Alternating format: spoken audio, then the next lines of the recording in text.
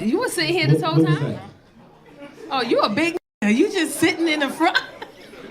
I didn't see him before. Was he here the whole time? Yes, the whole time. So, big old nigga in the front. God damn. How I miss you. Is this your lady?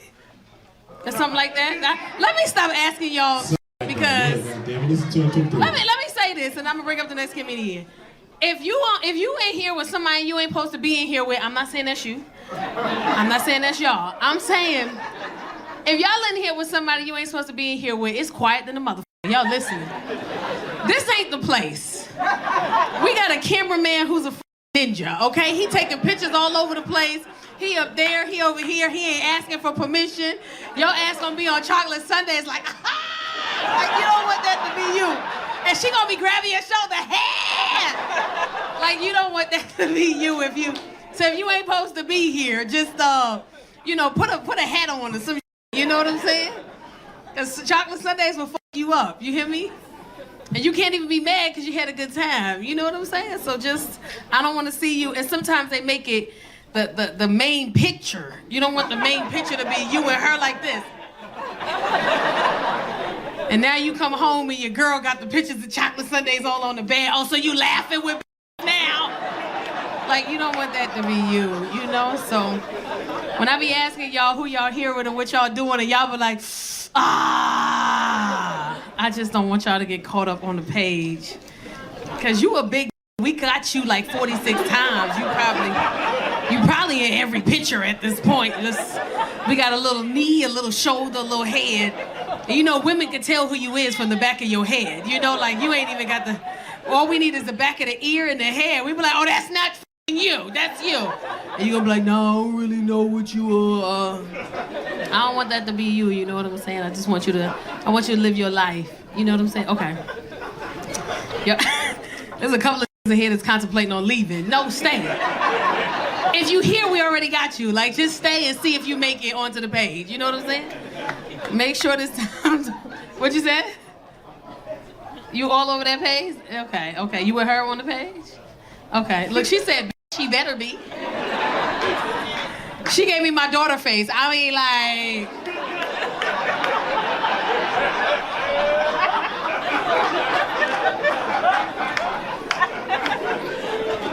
And he said, yeah. She said, period. Wow. Thank you for coming. We appreciate y'all. This dress is gorgeous. You celebrating something? You just put on the sparkly dress? Okay. I hope you got glitter on your vagina when y'all get home. You know what I'm saying? You gotta. Yeah. Some of y'all embarrassed. You gotta be a freak sometimes these days. You gotta let it out. You know what I'm saying? Plus size women in here, you know. There's something that men don't know. Our thighs touch. That shit hurts. Do you understand? This shit here? I went to South Beach, Miami last year for my birthday, right? I had on a beautiful maxi dress. Women know the maxi dress, the long one, the drag. I was killing them. Matching sandals, Collins Avenue. I'm killing it on Collins Avenue. Got off the plane, took a shower, put my dress on. I'm killing it. It's just dragging. Behind me, I'm getting compliments. Oh my God, girl, your dress is so cute. I was like, okay, thank you. Everybody calling me, girl, that dress. I'm like, girl, thank you. Beautiful on the outside. Desert storm all up in this shit right here. Hey! Woo! It ever hurt so bad you just open your leg and just stand there, just let the air, bitch, just. Put that shoulder in it, just shit right here. It ever hurt so bad you take your dress and push it in between your legs just to stop it from touching shit. Woo! You ever feel it chafing? As it's chafing, you be like, this shit is gonna bruise tonight. It's bruising now. My husband at the time was like, what you want to do? I was like, nigga, hydrocortisone is what the fuck I want to do. That's what I need today. That shit hurts. Social media get people bold. Like, I get dick pics regularly. They don't even be nice dicks. Just random, unsolicited dick. Like, are you on the toilet, sir? Like, what are you doing? Why would you send me that? You sitting on the toilet. I see... Wash it first. Like, there's so many things lit on it. Not that I was looking, but I looked. You sent it to me. I just started sending other people's dick pics back because... So if you sent me a dick pic, there's another nigga who got your dick pic right now. Don't start nothing, won't be nothing. We ain't got to even be here. But if I was ever single again, I don't think I would be able to, I don't think I would post it. I think I would just be single and don't say nothing. Because social media is a beast. You just get flooded. You single now? Oh, finally, it's my turn. No, just, it's not. You don't get no turn, sir. You don't get one. You post you single? I don't think I could do it because the amount of DMs I would get. And nowadays, they don't even do it in the DM. They do it on the post in the comments. They don't even care no more. Now I got to embarrass you in the comments. Like, God damn. So when you gonna let me take you out and eat you from the back? That's the type of shit that I get on some real shit. Like, you 5'3". What the fuck is you gonna do with me?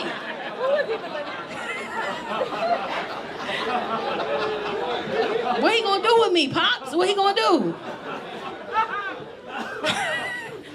Try to hit me from the back, you gonna get lost. I'm gonna turn around, you gonna be gone. His boots are there. Where is he? It's wild. His boots are right there. There's some fine-ass men walked into Chocolate Sundays, though, for the single ladies. I was outside smoking my little hookah. There's some fine-ass men walked in here. One dude walked in, he was tall and chocolate, but his ass was fatter than mine. I was like, God damn, sir. Enough squats, have you? Leave some squats for somebody else. God damn.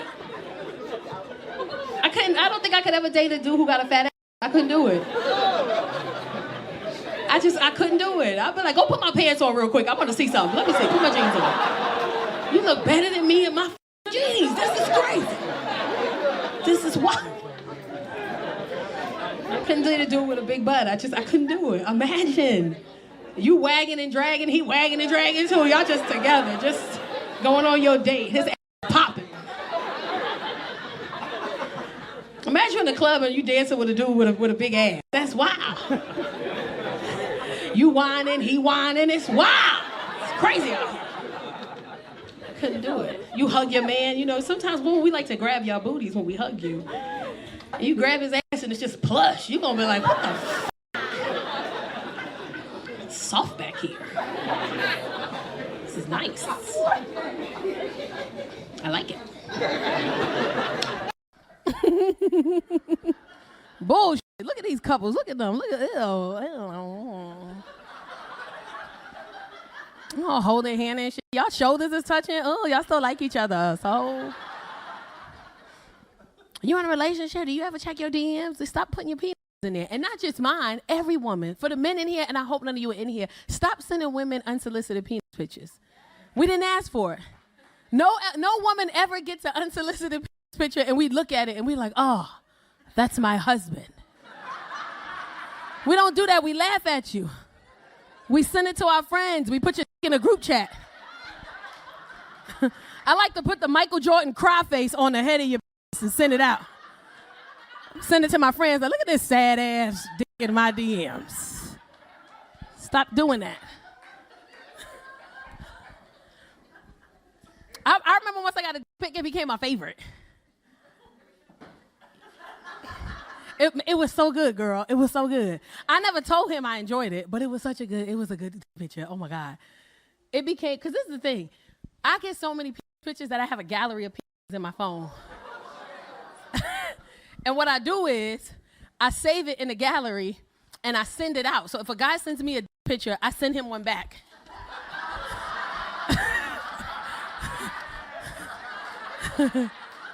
I call it the meat exchange program. They be mad and say, why the fuck would you send it to me?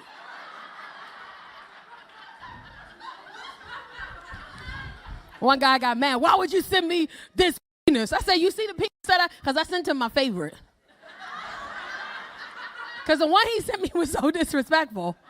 I said, you see the penis I just sent you? He gonna text back, yeah, that's the kind of that you send. That one you sent was trash. Don't you ever send that shit to nobody.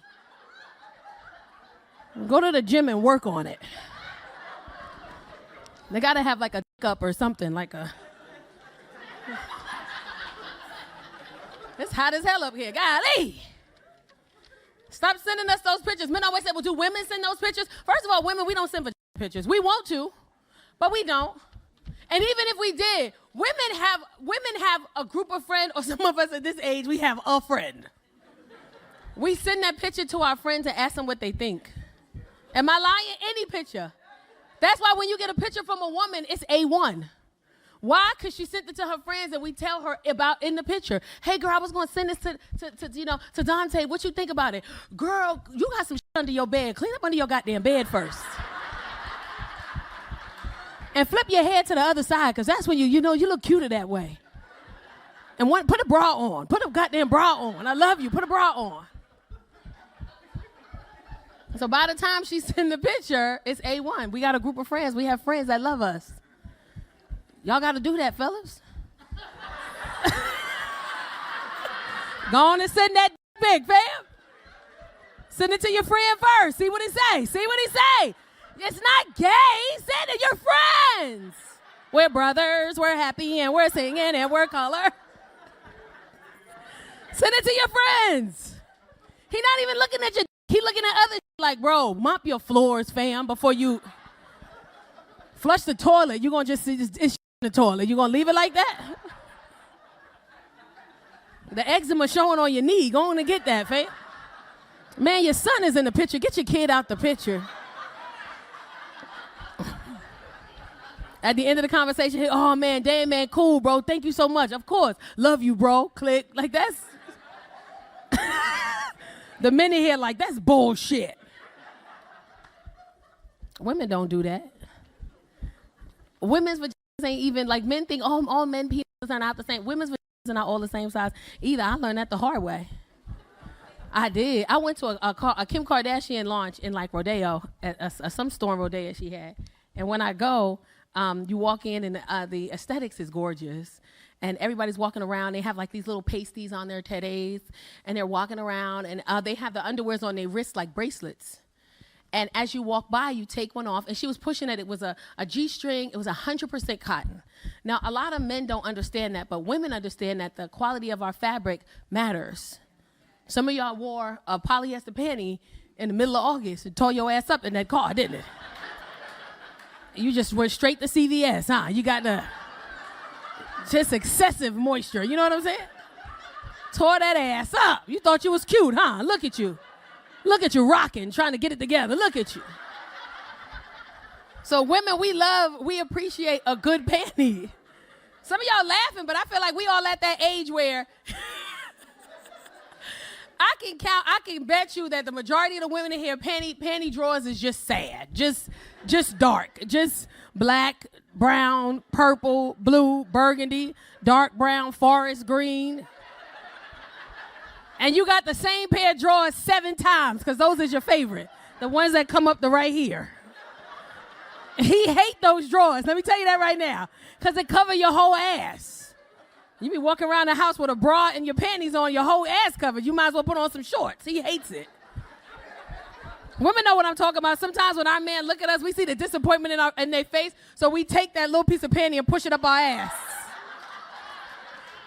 Just so he know it's still there. You know what I'm saying? Y'all funny as hell in here. I thought it was just me. Oh, man. I'm looking at the panty. I'm like, this is a great panty. I want a pair. So when I leave, they gift me a pair. What color would you like? I said black. I get home. The next day I have a date. This is my 5th date with this man. And for the first time, he's picking me up from my house. I was like, oh, okay. Let me, I'm going to wear the panty. Why? Because I want to wear a bodycon dress. Men don't understand, but women understand. When you wear a certain dress, you got to wear the panties so the body can do what it needs to do. So I get out the shower. When I get out the shower, pick up at 7 o'clock. I start getting ready at 5. I take a shower, I get out the shower, I do my hair, I do my makeup, I put on my bra, I put on the panties. This one I learned all ain't the same size. I go into the kitchen, I'm a little hungry, I eat like 2 tangerines, I have 2 shots of Casamigos Reposado.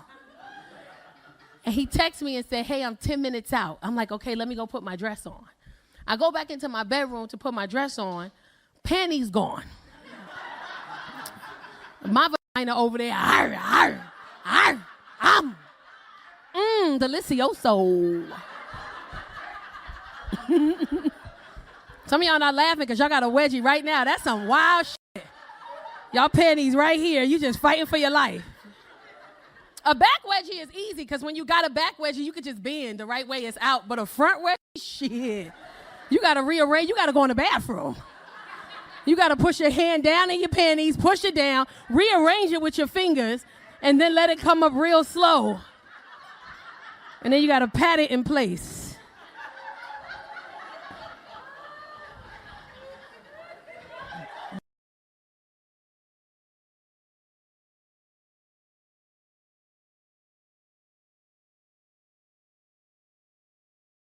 Oh, I was doing some shows in Cleveland and I had this couple, they were so cute sitting in the front, and the woman was really drunk and she confided in everybody, 300 people, that she was bored in her marriage.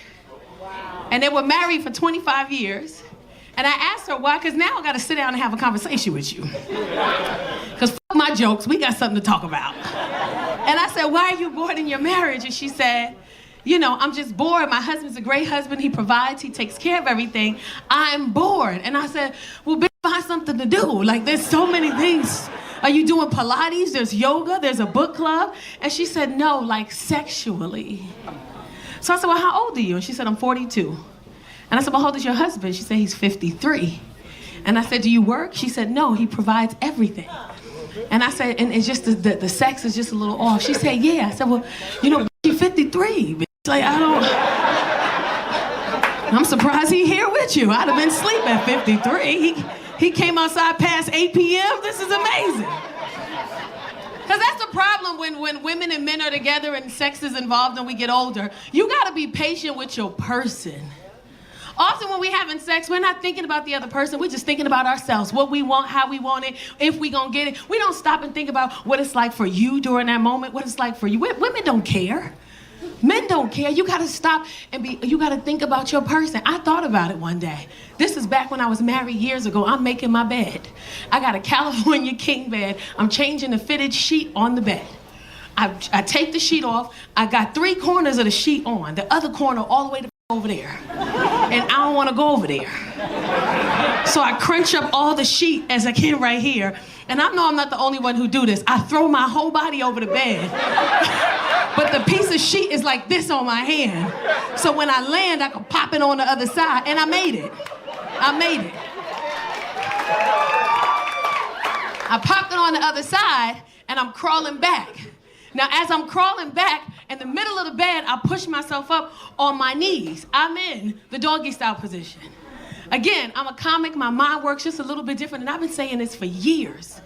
You have to be mindful of what the other person is going. So I'm sitting there and I said, I wonder what it's like for men in this position. I kid you not. I'm on my knees in the bed, upright. I literally just start like humping, right? I'm just humping. I'm humping, hear me out. I'm humping, right? When I tell you I did this for 30 seconds, every part of my fucking body was on fire. I didn't even know y'all had to put so much in. Right here hurt. I didn't know y'all used this. Y'all use this? My feet was hurting because your feet is like bent in a weird position. Oh my God. My neck was hurting because you got to be focused. Like you got to have it straight. Oh, I was in so much pain. It was only 30 cents. If I got a penis today, my sex would be trash. Do you hear me? I would have no stamina. I respect you guys so, because it was just simple. It was just this. Some of y'all got tricks. Some of y'all go around the world. It hurts me now, my back, my sciatica. Ow. It hurts. It's a workout. This is not a normal position for a man. Ain't nobody walking around all day just doing this. They doing that for y'all. Appreciate it. She said, oh, it's not that. It's just the time. He finishes too fast. And I said, well, he's 53. I don't think that's him. She said, what do you mean? I said, I don't think that that's him. It's 53. She said, well, what does that mean? I said, I don't think it's him. I think I think that's his heart telling his penis to hurry up before they both explode. I think his heart is like, hey man, you got 45 seconds before we die. You better get it out. I can't beat no faster, you can't come no slower. You got to move. And you mad at him and he's just trying to live for you. You know what I'm saying? He's just trying to be here for you. That's love. That's love. I'm a mom. I want to throw up every time I think about it. Because y'all internet niche, let me tell you, I got 3. My oldest son is 24, and I know y'all doing the age. Like, how you 41 with a 24-year-old? Let me tell you what happened. When I was 16, everybody around me was having sex. My whole project was having sex, and I wanted to try it. Everybody around me was having sex. They was pressuring me to have sex, so I had sex. And I won. So, I beat everybody. I had a baby. I won. But I did good. I graduated school. I got 2 degrees. I got a master's in education. I'm a teacher. That's what I do at heart. But I do stand-up now, but I'm a teacher. And then so I have my son is 24. His name is Chase. My daughter, y'all internet niece, her name is Casey. She's, y'all know her. She's 20. And then my little one, Chrissy, she came out of nowhere. I don't know where the f she came from. She's 11. I fucked that one up real bad. I was so close. But she's 11, and she at that age where she becoming a bitch too. It's creeping in real fast. I'm trying to give her the benefit of the doubt, but she's starting to act like her sister. She started school last week, and school is wild right now because we live in LA. So she started school 2 weeks ago, and this little boy, cause this is red. I'm talking about it, this little boy give her a note. I'm like, they're still passing notes, and the note said, "Hi, Chrissy, do you like me? Yes, no, or maybe, circle 1. And then at the bottom of it said, because I love you." So she get home 11 and she shows me the letter. And I'm like, who's this? She's like, I don't know, some boy in my class. And I'm like, but he love you? She's like, Mom, I don't even know who he is. I said, okay, but what does he look like? Well, he's really light skinned, he's mixed, he has curl in his hair, he wears glasses, he has blue eyes, his favorite color is blue. I'm like, you just said you didn't know who the fuck this was. I know I'm a little bad. So we responded, we took the note, and we made our own box. And it says, I like you too as a friend, because we're just kids. And she circled that one. And then she gave that back to him. So I'll find out when I get off the stage how that went today. Because don't play with my kid, man. She an asshole though. On Wednesday of this week, I worked out at the gym, right? I work out at the gym. I'm fighting for my life. I'm fighting to lose the same 10 pounds that I keep gaining in back, bitch. I don't know what I'm doing.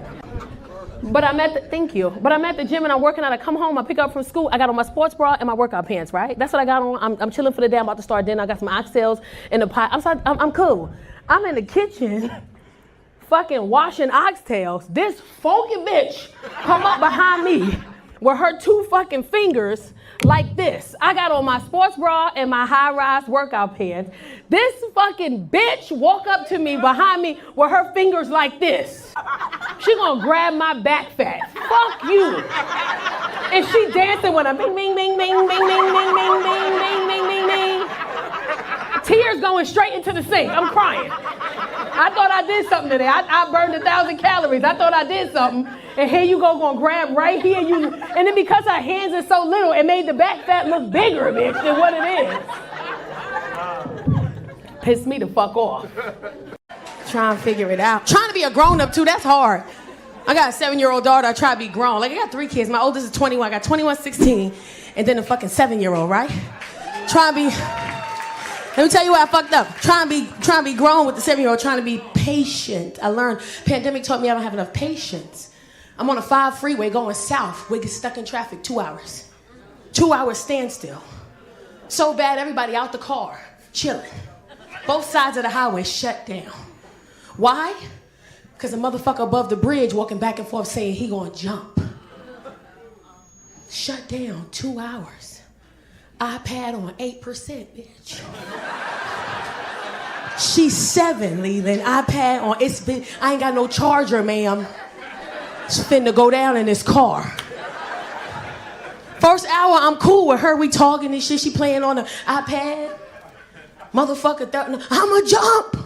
First hour, I'm like, cool. Hey, first hour, I'm like, help him, First hour, get him down. You know, first hour, don't let him do that shit. You know, first hour, help him. Somebody help him. Where's his family? First hour. Second hour, iPad dead. You ever had your kid iPad die? You ain't give a fuck. You gave him your phone. You just don't want to fucking talk to them. Stop fucking talking to me.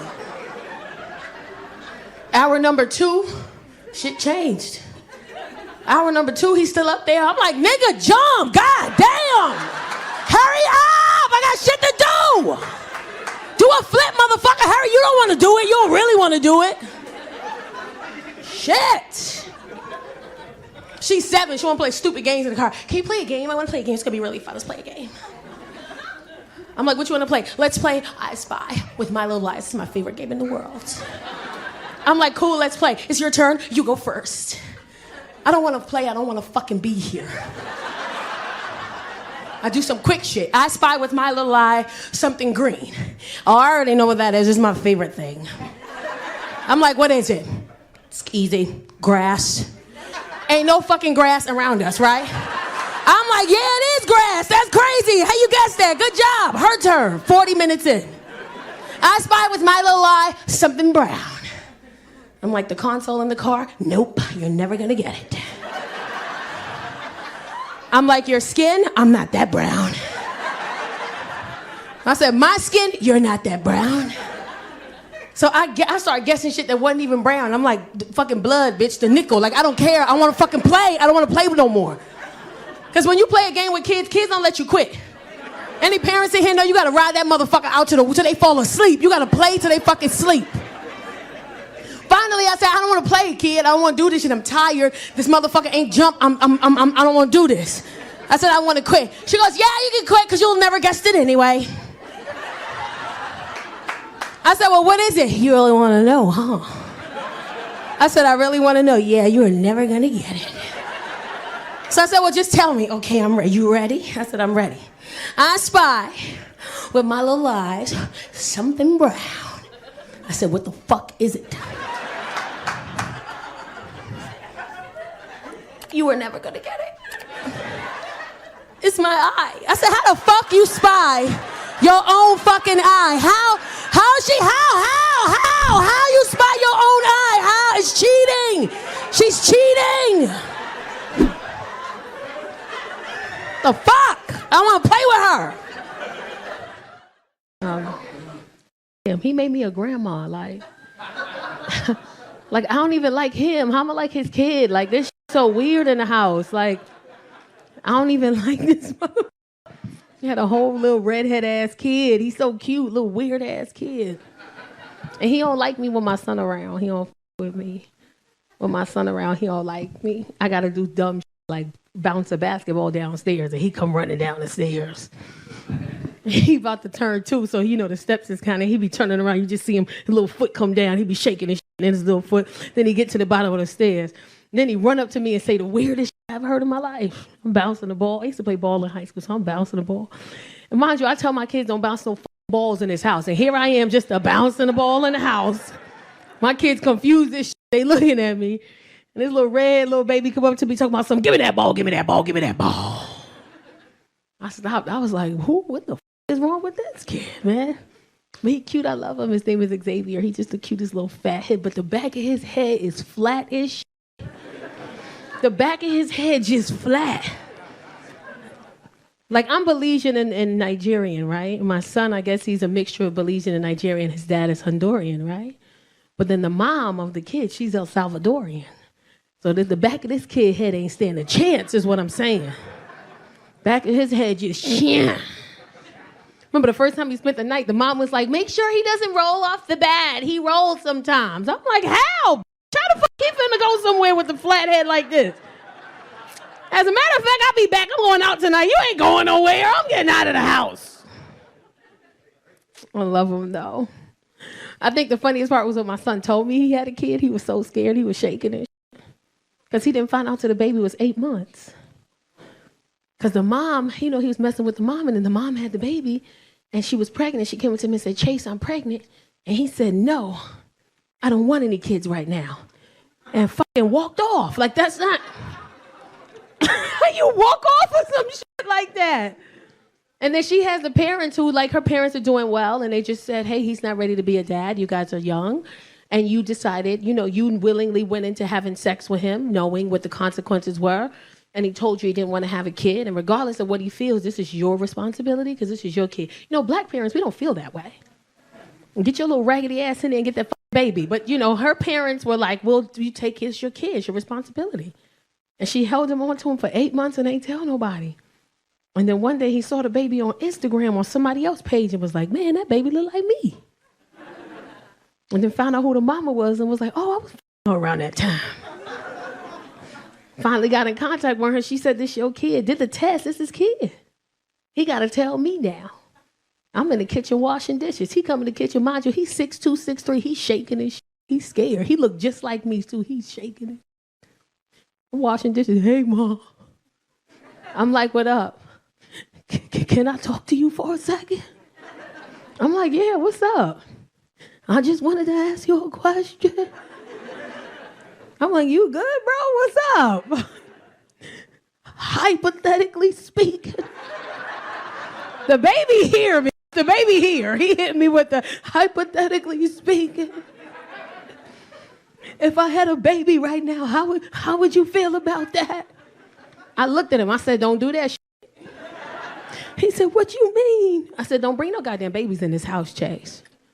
Why you say that I'm responsible? I said, I'm not, motherfucker. I'm drunk right now. Why would you? Up as we speak, washing dishes. Ain't even no dishes in the sink. I'm just sitting there washing my hands.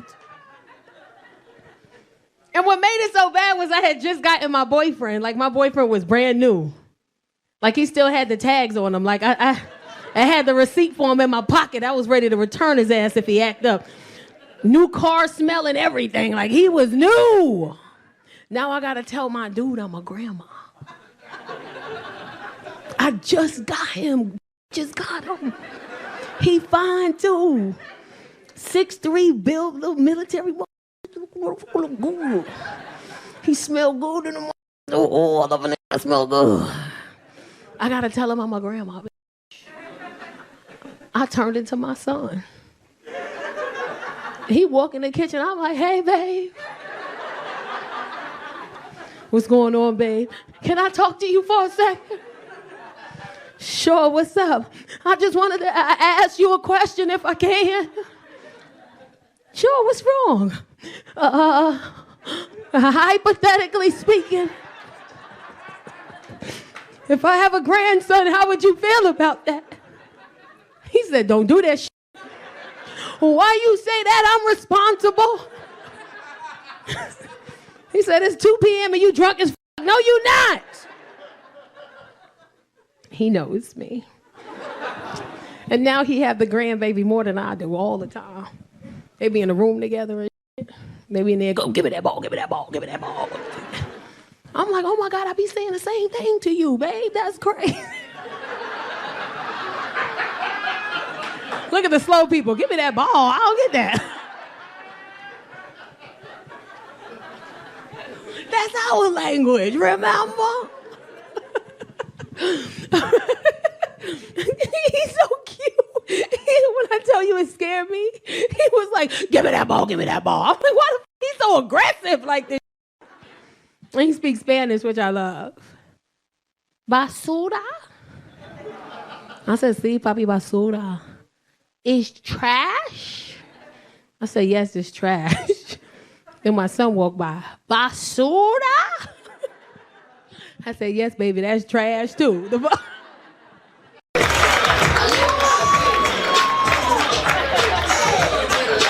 Shit, okay, you excited, sir. Hey, how you doing? Okay, cut that shit off, cut it off. How y'all doing? Y'all look like y'all surprised I was gonna be this cute. What the fuck y'all thought y'all was gonna get? Take this shit in. This is happening. It's in front of you. I'm plus size. My thighs is touching. I'm good though. I'm good. Got the little balls in between my jeans right here. I'm good though. I'm good. I made it. Oh my goodness, ladies, I'm feeling good. I was in a good space until I did something on my way here. I did something real stupid. You know, because women, we drive in driving shoes. You know, because if you don't, one of your shoes get black on the back. I don't like that. It's suede. So I learned to drive in driving shoes. Only problem is that when I get to where I'm going, And I go to put my shoe on, I realized, I was like, oh, this foot could use some lotion. But I messed up, you know. I lotioned my whole foot. You know, look at all the women. Amateur move. I was lotioning the top. I started at the top, and then somehow I hit the toes, and then I hit the whole bottom of the foot. You know, and I got that good lotion, you know, the Vaseline lotion with cocoa butter. I kid you not, all of my toes are at that little point in the front. All of my toes have officially slid to the front of my shoe. Ladies know what I'm talking about. You gotta walk around and keep doing this shit and kick them back because, whoo! Like my baby toe is dead. Like I know it's dead right now. I'm excited to be here. I got a promotion at work. What? Yes! I work for the sheriff's department. No, I'm not a deputy or officer. I'm a teacher. Yeah, I teach the inmates. I'm a life skills coach. I teach grown men and women. Yes. Thank you. I teach substance, alcohol abuse, domestic violence, parenting, anger management, and a new module called personal freedom. And the goal is to get them together inside so that way when they leave, they have a better chance of staying out, you know. But it's hard because I'm adorable, you know. It's really, really tough because when you're in jail with a bunch of grown men, they don't care. Like I had a dude walk into my class one day, or my first class had left, I'm in between periods, he walked in, yo, hey, beautiful. I'm sitting at my desk, I stand up, I said, hi, damn. Yo, you Miss C? I said, I am Miss C. All right. Shit. I had to come and see if the rumors was true. I said, okay, can I help you with something? He goes, yeah. You know, can I take your class? So I said, well, where dorm are you in? He goes, 3000. I said, 3000 is all the way over there. You roamed all the way over here? He goes, yeah, I guess I did.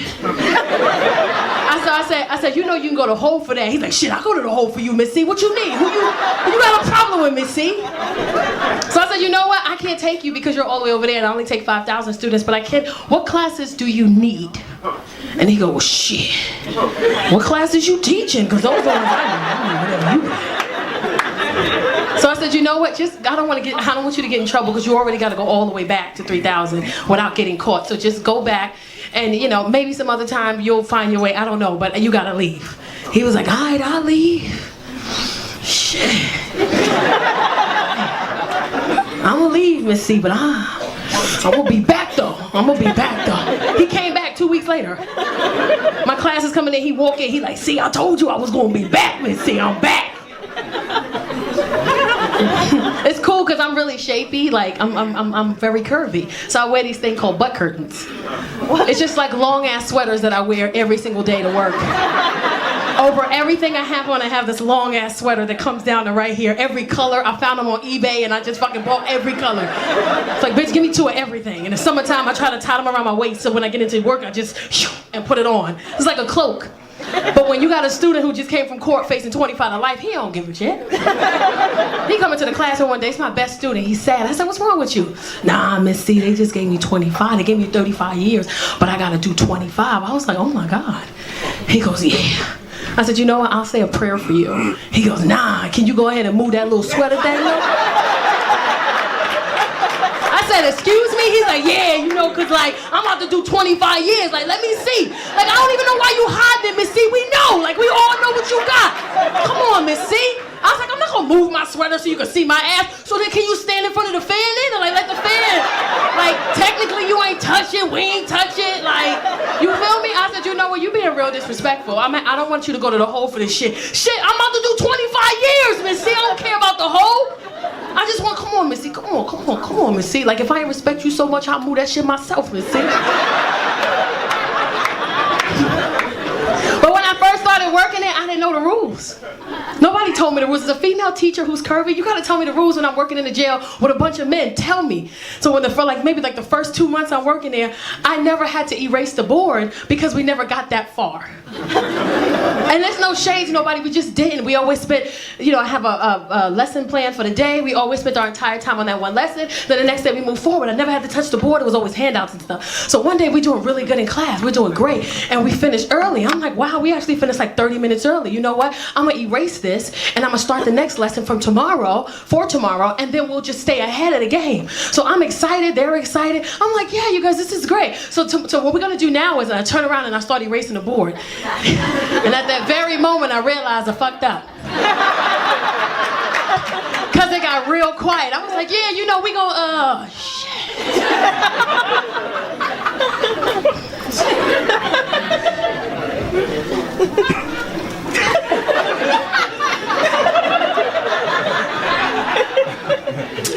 Hey guys. Yeah. Really appreciate it if you take your hands out your pants. Make me feel a lot better. You finished already. You leave. You get out of here. I remember once, because it's really segregated in the jails. Like because I'm from New York. When you're from New York, everybody just everybody in New York. Out here, it's like groups. It's really segregated. So when you're in jail, it's the Mexicans. The Hispanics. And then it's the blacks. And then it's just fucking other. Like, it don't even matter. It's just other. And we were talking about parenting. And no, we're not. We were talking about domestic violence. And they were trying to say, when is it okay to hit a woman? I'm like, never. They always want to give it, but what if it's no? So if she took my Jordans and threw them in the tub and put bleach on them, I don't know. I'll think about that one right there. Which one were they, though? That's what I need to know. I need to know which number. So they arguing, and when they started arguing, all the Hispanics tensed up. And then when the Hispanics tensed up, all the blacks in the class tensed up. I got nervous. I'm 2 months in. I dropped my marker on the floor. I bend down to pick it up and get quiet. They arguing, they going at each other. Hey, F you, no F you, no F you, yo, what's up with this? Blah, blah, blah, blah, blah. I dropped my marker, I went to go pick it up. I heard one Hispanic go, yo, she dropped her marker, guys. Wait a minute, everybody, don't look. So I look up and all of them is like this. I was like, oh.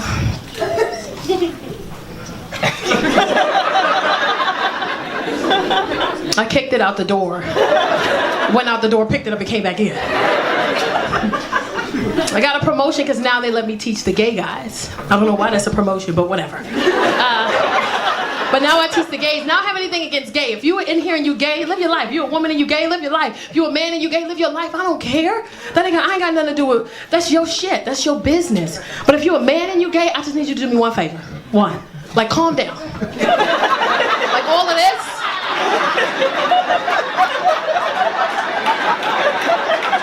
It's too much. We don't do that. Women we don't do that. And they didn't like me when I first got there. Tracy had attitude. Tracy's a ringleader. I'm standing outside the classroom. I'm getting ready to go inside. I'm prepping myself because I don't know what I got to deal with when I get inside. Tracy got an attitude. Off back, I hear him. But who is she? Like, he got the same haircut I got. Like, who is she? Is she even cute? Like, but I know how to get a gay man. I tore Tracy's little life up. I went in there with some Louis Vuitton loafers with the matching belt. I had a bag with nothing in it, but I wore the shit because I needed to make a point. I walked in there, I put my bag on the desk, I started writing my name and my information on the board. It's quiet in the classroom. I hear them whispering, yes.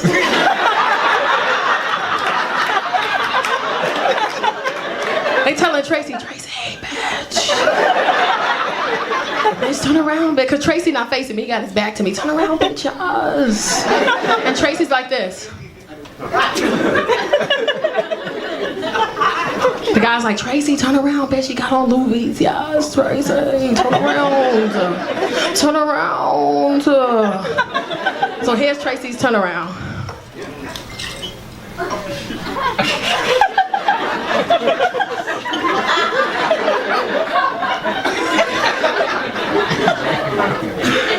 I see, calm down, relax.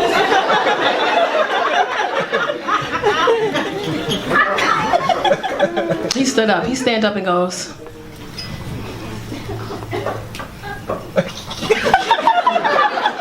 I don't see what you're doing. So I turned around, I said, hi. He goes, hi. I said, how are you? I'm good, how are you? I was like, I'm amazing. So you gonna be our teacher? I said, yes, I am gonna be your teacher. For how long?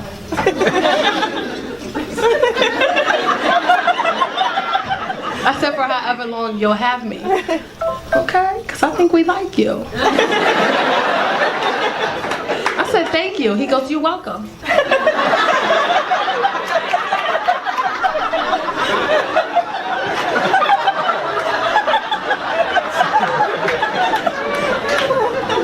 One day Tracy asked me to do my hair. He said, Miss C, can I do your hair? I said, how you gonna do my hair? Bitch, it's me. I said, well, of course you can do my hair. He said, ask the deputy if you can bring a little flat iron in here. Watch. I said, okay. So I told the deputy said you can bring the flat iron in one time. Mind you, I got curly hair. It's curly as fuck. I bring my flat iron in. When I tell y'all Tracy did my hair, oh my God. Tracy was flat ironing shit I didn't even know I had. Like he was catching hair. Like he was catching all this right here. He got all these little hairs on my arm. It was so good that, cause you know when you have short hair and you get your hair done on the outside, that shit $90, $100. I don't got enough hair to be paying $90, $100. I got bougie with it. I started bringing my flat iron in every week. We singing I'm Every Woman, he behind me, I'm every woman. Curling my hair. Then the deputy gonna get mad, he gonna hate. Talking about, I said, Miss C, can I talk to you? I said, of course you can talk to me, hi. He goes, I told you you can bring your flat iron in here one time. I said, I don't even be bringing it in here like that. He said, your hair didn't look like that this morning. I said, oh. I said, okay. He said, if you bring your flat iron in here again, I'm gonna have to, write you up and it's gonna be considered contraband. I turned into Tracy. I was like, wow, really? You mad, bitch? Wow, hater, hello. Okay, I see you, hating. Then one day I felt comfortable enough and I asked Tracy, I said, can I talk to you for a second? He goes, yes. Did you catch that? Yes. I said, why do you do all of this? He goes, what do you mean? I said, you do all of this. What is all of this? He goes, what are you talking about? I said, why do you do this? What does it mean? He goes, everything. So I said, everything like what? He said, ask me something, say something to me. I said, well, your hair looks really nice. He goes, duh. So I said, but sometimes you be having an attitude. He goes, and sometimes you be having an attitude.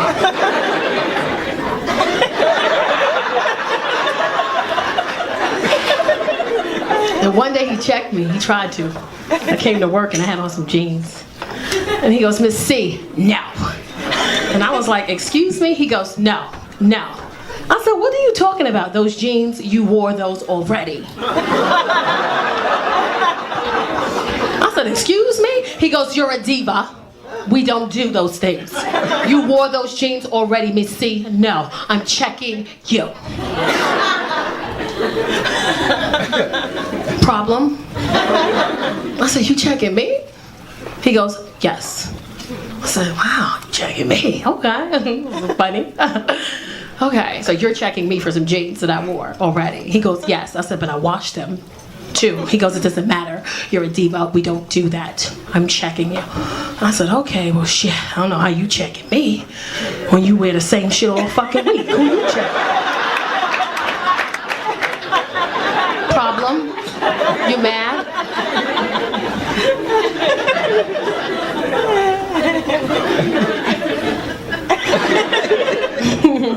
Now we best friends. We hang out all the time. My bestie, he be checking me and shit, telling me not to talk to dudes and stuff. But the way he do it makes me laugh. We'll be out together and the guy will be like, excuse me, beautiful. He be like, no, broke, fuck out of here. Get out of here. Scram, kiddo, get out of here. And the crazy thing is he could fight. Like he'll square with you and buck you up too. You don't want to get beat up by a gay dude in heels. Like that's not what you want on your record. He got mad lotion on his feet too, so he take them off when he fuck you up and then slide right back into those motherfuckers. Kick them real quick. I'm out here losing weight and stuff. Check me out. Look at me. This is called newly divorced. You understand what I'm saying? This is that revenge body. I'll be picking up my daughter in bull stop. Do you hear me? I'll be picking her up in bikinis. My ex-husband be like, really? really, Tacarra, you gonna come over here in this bikini and pick up this baby? I'm like, well, you know, lost some weight. Make sure you see it. You understand what I'm saying? I did, I lost some weight. Ask me how much. 3 pounds! Oh my God! So excited about those 3 pounds. Some of y'all judging me. I'm like, only 3 pounds? Listen, it took me 3 months to lose those 3 pounds, okay? Let me live.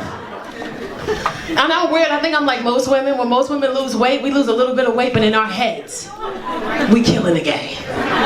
Like, I only lost 3 pounds, man, but in my head, I'm 30 pounds down. Like, in my head, I'm shopping bathing suits different, I'm walking different.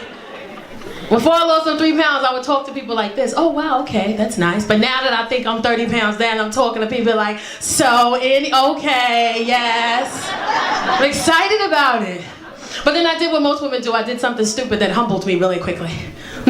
Got a 16-year-old. He's sitting at home minding his business, watching TV.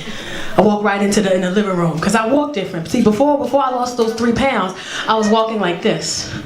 But then when I lost those 3 pounds, because in my head I'm 30 pounds down, I'm walking like this now, walking in front of them. So I'm standing in front of the TV, and he goes, "Can I help you?" I say, "Yeah, you can. Come on." And he goes, "What, Ma?" I said, come on, you see it." And he goes, "I don't even know what you're talking about." I said, "Okay, I get it. You've been talking to your father. Y'all don't want me to be great. I got you. I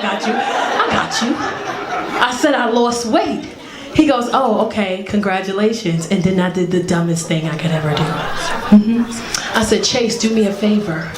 Go in my closet in the back. There's a bin. Bring me a pair of them jeans." When your 16-year-old 6'1" son look at you and says, "I don't think that this is a good idea," you should probably listen to him, is what I'm saying. So he goes in the back and he gets the jeans. My son is 6'1" football player. When your son hands you a pair of jeans with a tear in his eye, and he says, "Ma, I don't think that this is a good idea," I said, "Mind your business.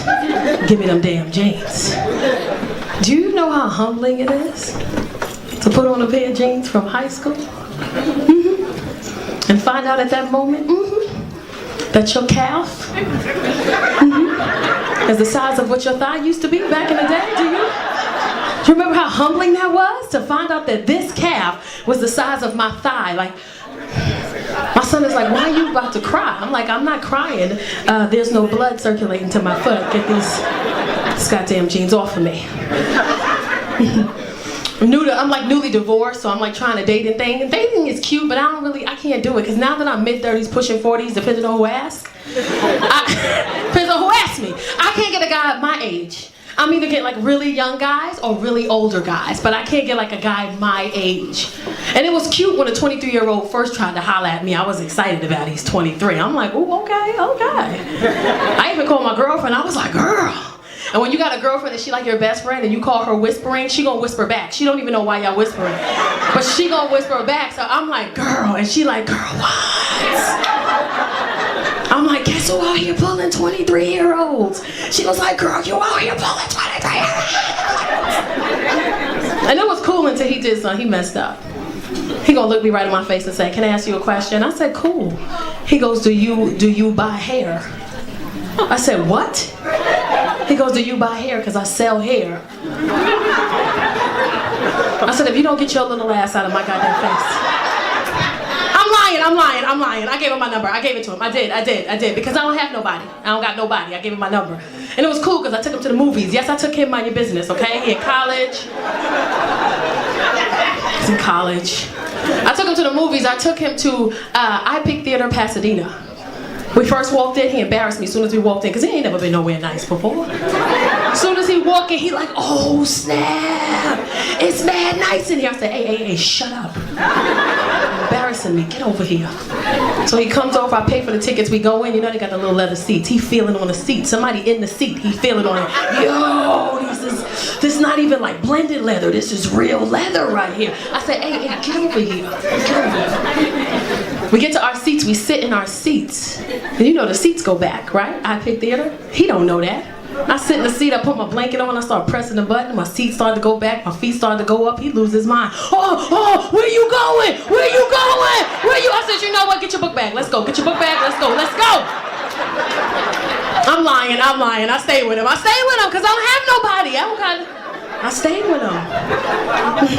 And he was cool too, it was cool. But then I had you know, it's a lot of older men in there. If you're an older man, let me tell you something. Just because you're older and you feel like you might die any day, that don't give you the right to talk to women whatever way you want to talk to us, okay? I'm at the gas station one day, I'm pumping my gas, I'm minding my business. Pumping my gas, minding my business, some old dude come up to me.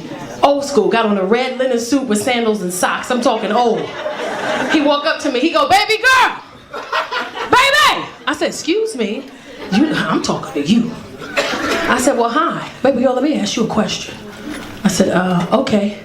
Baby girl, what you doing out here pumping your gas by yourself? You're too beautiful to be out here pumping your gas by yourself, baby girl. You need a man like me in your life. Let me pump your gas for you." I said, "Well, you know what, sir? I'm in a situation right now that requires me to pump my own gas." Like, I didn't know what else to say.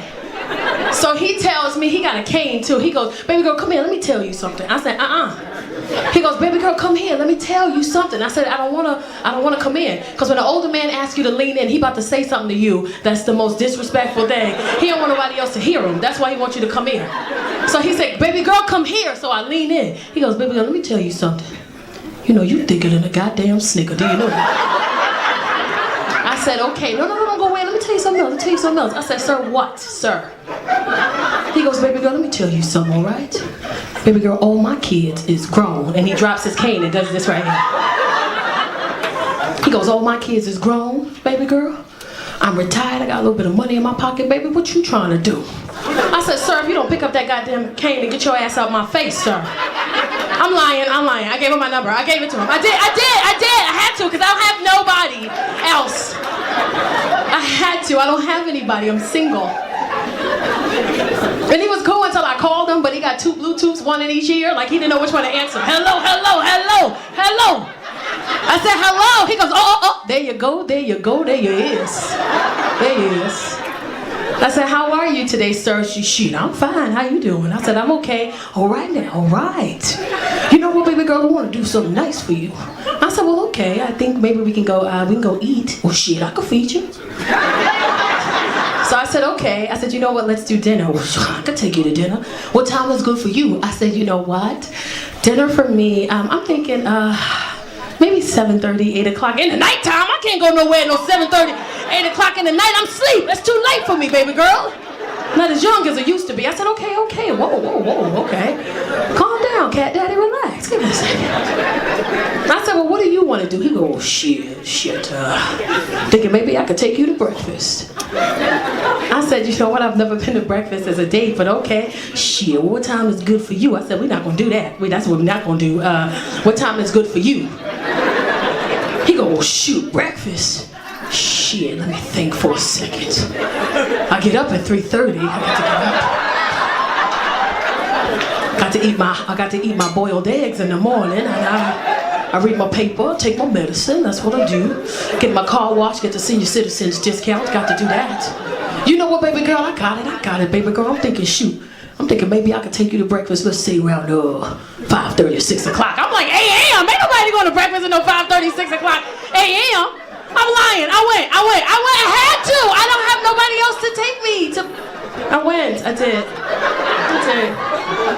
And it wasn't that bad. Like, the sun is coming up. We're eating hard-boiled eggs. It was dope, okay? Try it sometime. Trying to be out here in these streets. I'm new to LA. I've been here for a couple of years. LA is cool. Like, I like y'all and stuff. But LA is like really bougie. I didn't realize how bougie LA was until I almost got into a car accident with somebody. And she didn't even care that we almost died. She was more concerned about the car I was driving. And she was like, "Don't kill me in that piece of shit car that you're driving," okay? Like, she didn't even... And since I'm newly divorced, normally I don't have time for stuff, you know? Like, when you're in a relationship, first thing you say, somebody come to you with something crazy, but I don't have time, I have a husband. No, I don't have time, I have a man. I don't have time, somebody at home loves me. I don't have time. But when you newly single in these streets, I got time for all the shit, all the pettiness, all the nonsense, all the craziness. I got time.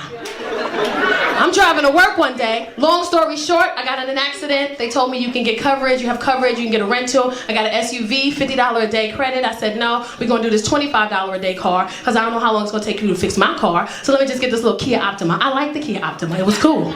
I'm driving to work one day, this little Armenian lady, let me say this too. I'm from New York. I've never seen an Armenian person in my life. And then I move here and it's just like a whole different, they just designer, the women wear all designer and none of it matches. It'll be like a Chanel hat with a Louis Vuitton belt with Gucci shoes, and then the Armenian men hang out at Starbucks all day and take shots of coffee and their Mercedes-Benz and Tulsas. That's all they do all day. That's what an Armenian person is, and they just think they own everything. That's what they do, because they do, apparently. They own everything. They own all of Glendale. Like, that's all, they belong to them.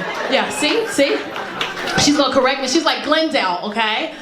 So I'm driving down the street and I got this little Kia Optima and I'm driving. There's something else you do in LA. If you're gonna put your turn signal on, I need you to turn. That's what I need you to do. I need you to go ahead and make that left or make that right. This older woman is in this Mercedes-Benz in front of me. She got the blinker on. 6 blocks, she don't turn.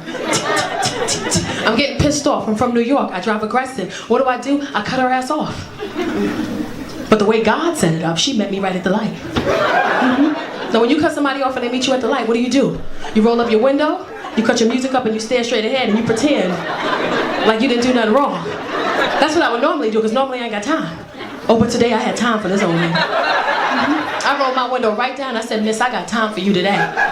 This little Armenian lady looked me right in my face. She goes, why do you cut me, eh? You're driving this piece of shit. You don't cut me, you drive this.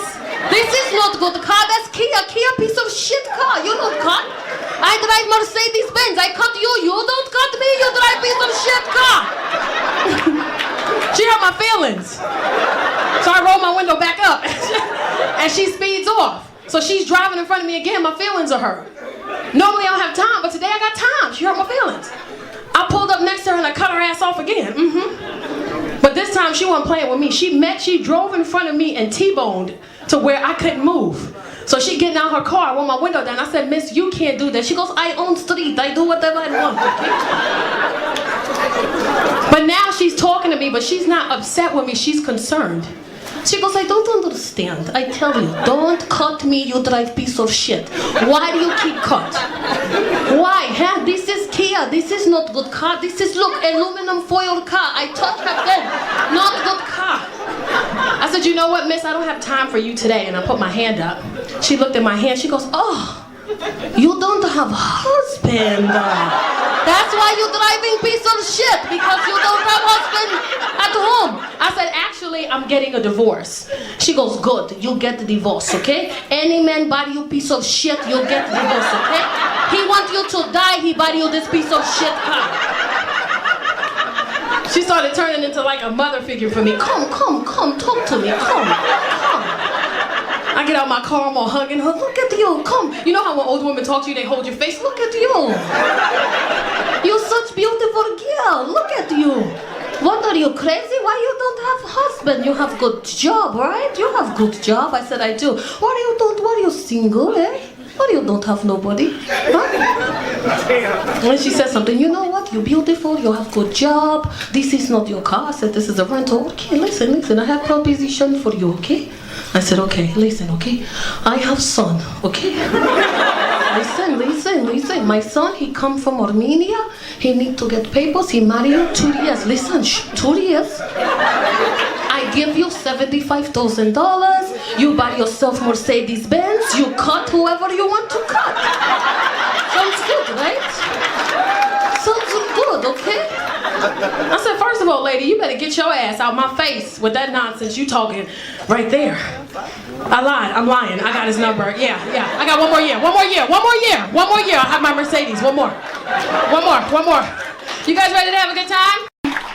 So today I finally announced on social media, I haven't announced it publicly, and I've just decided to announce that I got divorced. Yeah. Look at some of the women like, wait, you just got married. Yeah. He's somewhere crying in the car, but he'll be all right. He'll figure it out. And I didn't announce it on social media because I didn't want the DMs that I knew I was gonna get.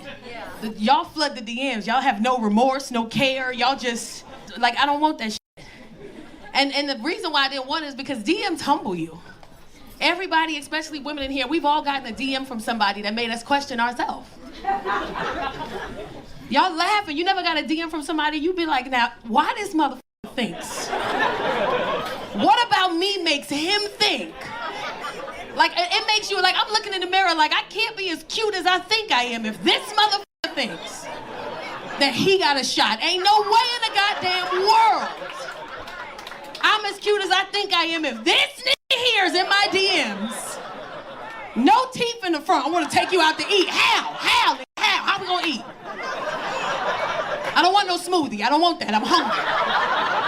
I don't want to sit across from you and watch you yum to death. I don't want to do that. But I still love love. I still love relationships. I still believe I'm gonna get that person that's supposed to be for me. I still love it. I still want it. That's why I always tell people, if you're in a relationship in here, be patient with your person. Be patient with your person. Love on your person. Give them some grace. Because relationships are hard. One of the hardest parts about relationships is the sex. Y'all laughing. Sex is an exercise. Sir, I don't fuck unless my watch is on. I'm not doing nothing until count it. I need all calories counted for. If my watch is dead, we gotta wait 15 minutes. I need something here. I need proof that I worked out today. Sex is hard. I always tell women, be patient with your man during sex. Is hard. Y'all think sex is easy? Sex is difficult. You have to imagine being your spouse in a sexual position. You gotta think about what they gotta do to satisfy you. This work. So I'm a comic, I think a little different, right? I'm making up my bed one day, right? I got a king size bed, I'm changing my sheets. It's fitted sheet time, right? I get 3 corners of the fitted sheet on, right? The other corner all the way to over there. I don't wanna go over there. So I do what a lot of us do. I crunch as much sheet up as I can in the middle, and then I throw my whole body over the bed in hopes to make it over there, and I made it. I get the sheet on the end. Now I'm crawling back to the other side, and I find myself on all fours.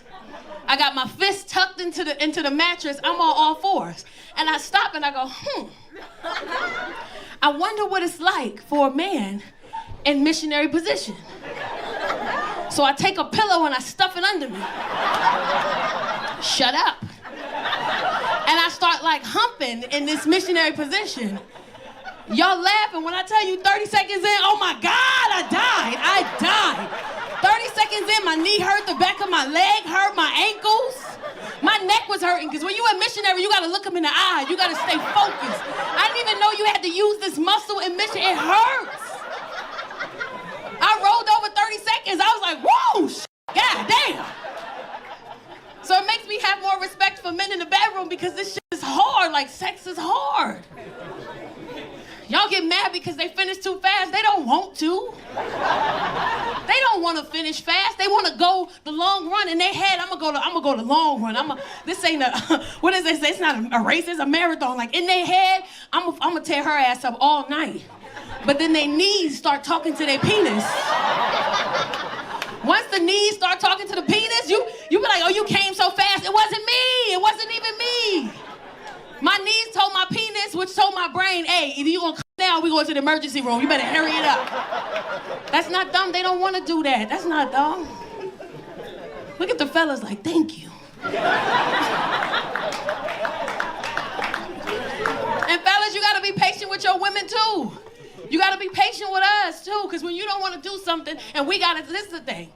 When you have sex and you're a man and you on top, you in control. That's just your game, handle your business. But the minute we get up there, it's our time to shine. You gotta be patient with us, because you only ride me for a minute and you tired. I'm tired, fam. Like, if you think about sexual positions, when is a man ever just like this all day? He's not. When women get on top, that's an exercise, that's work. You want my ankles to touch the back of my thigh? Like, I never do that. I don't just be sitting on the floor bouncing. I never do that. So when I do it, excuse me if I'm out of breath. I'm tired. Then when we do it and it's getting good, y'all want to control it from the bottom. What you doing? You crazy? What you trying to do to me? Make you come. I gotta take the kids to school in the morning. I got time for this shit. Hurry it out. Ladies know you stay in that one position. He be like, yeah, that's good. No, my knee just locked the up. We stuck like this. And as you get older, having sex is embarrassing when you get older. Because your body make noise. Now that's why we really cut the music on. That's why the music really be on. You think we want the music on because it's slow and it's sensual and it heightens the mood. No, I don't want you to hear pop locking in here while we're trying to get it in.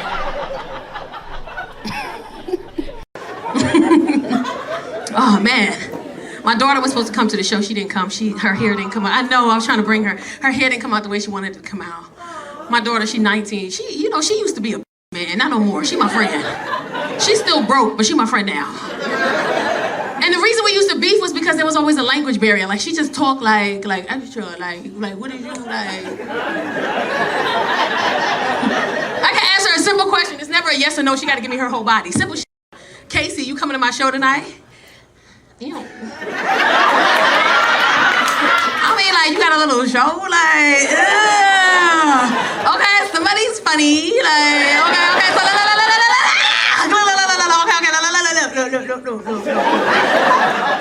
I mean, like, I want to come to your show.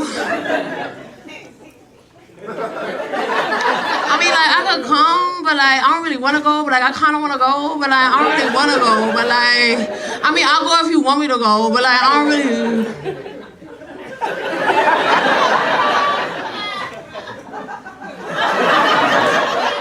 I'm gonna go. I love her, she's my best friend. She called me to talk about anything. She failed the other day, she called me. Ring, ring, ring, I said, hello. She goes, hey girl. I said, girl, she said, girl. I said, what happened? She said, can I cuss? I said, yeah, girl, cuss. She said, girl, I bust my ass. I said, what happened? She said, girl, I just fell. I said, what you mean you fell? And she talked fast. I was just getting out the car, getting out of my Uber, going to my class, whatever like that, and I stepped on the curb and I just fell.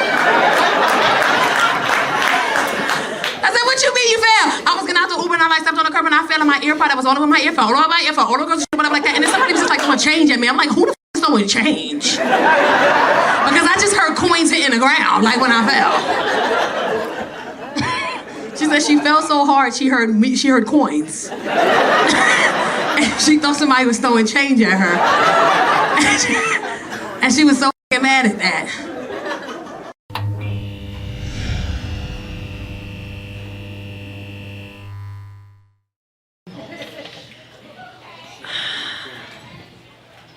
All the new parents in here.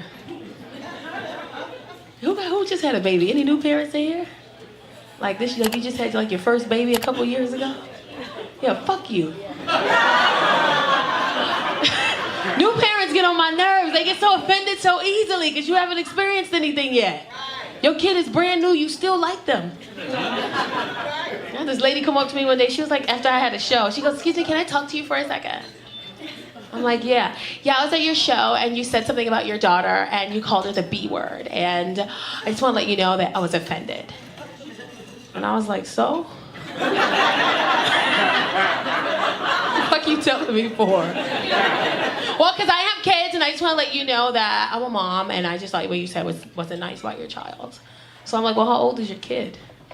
Well, my daughter's 7 and my son, he's 34 months. I'm like, bitch, how old is that? Like, that's how I know you knew. When you still count your kids in months, you knew. You a newbie, bitch. Get your ass if you don't get. She don't even know what this hand means. If you don't know what this hand means right here, parents know what this hand means. This is who you think you talking to. You ever chase your kid, you think I'm playing with you? That's this. She's not a real parent. I said, you ever drove into your driveway and ate your food in the car? If you never pulled into your driveway and ate your food in the car, you ain't no real parent. Like, I'm a parent. I will pull into my garage, close the garage door, car still running, carbon monoxide all in the air. I would rather die than share my Chick-fil-A nuggets and lemonade with anybody in this house, because they don't got no jobs. I love my kids, though. Like, my little one, she taught me something about myself. Like, she told me I just found out I was like fat. I'm gonna fight her like a grown-up. I swear to God. Like she was like, Mama, you're big. Fucking bitch, man. Like and she teach me stuff like I didn't know how big I was. I know I'm big, but I know I ain't little. Like I'm I'm not small, but I ain't large, you know? Like, I know how big I am. But she said something that told me, I come home from one day from work, and she got this little tube dress on, right? Y'all know a tube dress? Stop here. She got a black one on. It say Nike on the side. She 5. She walk around the house like this in the dress. First thing I think is, it's my 14-year-old, right? I called Casey. I said, Casey, come here. She goes, yes. I said, where'd she get this from? She said, I don't know. I said, you took this from one of your little friends' house. You thought you was going to wear it when I wasn't around. She said, Ma, I'm 14. I don't wear stuff like that. That's inappropriate. Then I remember, a dark door. I got an 18-year-old son. In my head, I'm like, he fucking in his house. So I yell. He come down the stairs. I said, Chase. He goes, yes. I said, what is this? He think it's funny. He like, where'd she get that dress from? She walk around with the dress still in front of us. It say Nike on the side. They got a hole in the back. Her whole ass hanging out the back. And she just... I said, where does dress come from? He said, I don't know. I said, you was messing around with a little girl in the house and she left this behind? He said, Ma, I would never entertain a girl who would wear that. That's not even something I like on girls. I said, where'd she get this from? He said, I don't know, but this is funny. Look at her. She doing this. Say Nike on the side. I got a hole in the back. Her whole ass hanging out. She just walking. I get frustrated and I grab her. And as soon as I touched it, I was like, oh, shit. That's my knee brace. Because knee braces have holes in the back. Her whole ass hanging out the back. It say Nike on the side. She just walking around the house. That shit hurt my feelings. I let her have it too. I said, you can keep the shit. Just keep it. God damn. She's like, I can keep it? I was like, yeah, just put some panties on next time you wear it. I don't got time for this shit. Because imagine me taking it back and I put it on my knee. I'm looking at her, looking at my knee, looking at her, looking at my knee. I'm going to cry. We going to fight. Like, I don't even want to do that shit. Just keep it. She hurt my... Who the fuck put that shit on? Like, who pick up a knee brace and just be like, I think I could get into this shit? A 5-year-old does shit like that. Hurt my feelings.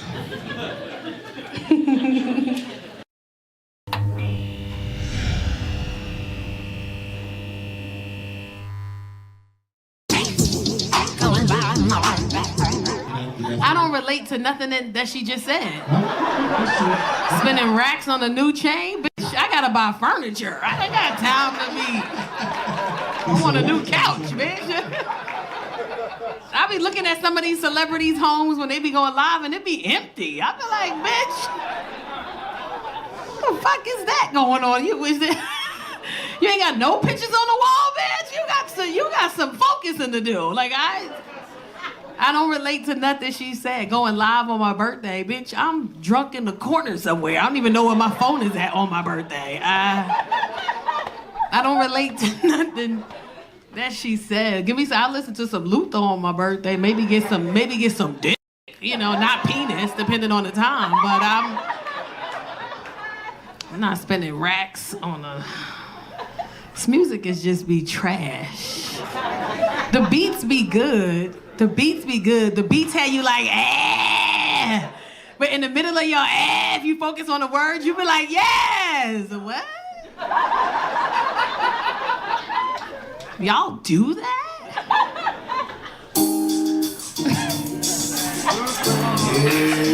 See?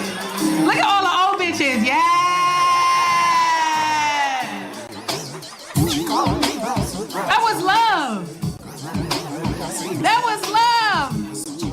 Cut that off. That was love. That was music. That was love. See, that's what I listen to. I'll go home and be like, hey Siri, play Peebo fucking Bryson, play Freddie Jackson. Because I want to feel love, the majority of the time. I don't want to be in my house washing the dishes. Yes. I left rice on the fork, bitch. I didn't focus.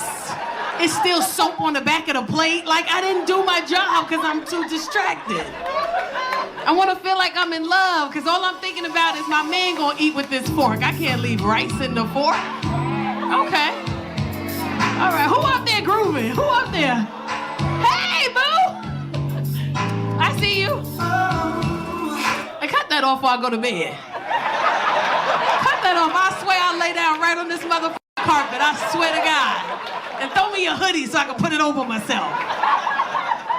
Be laying on the stage, but my foot be tapping like a motherfucker while I'm laying down. It's my shit. I'm a dream good.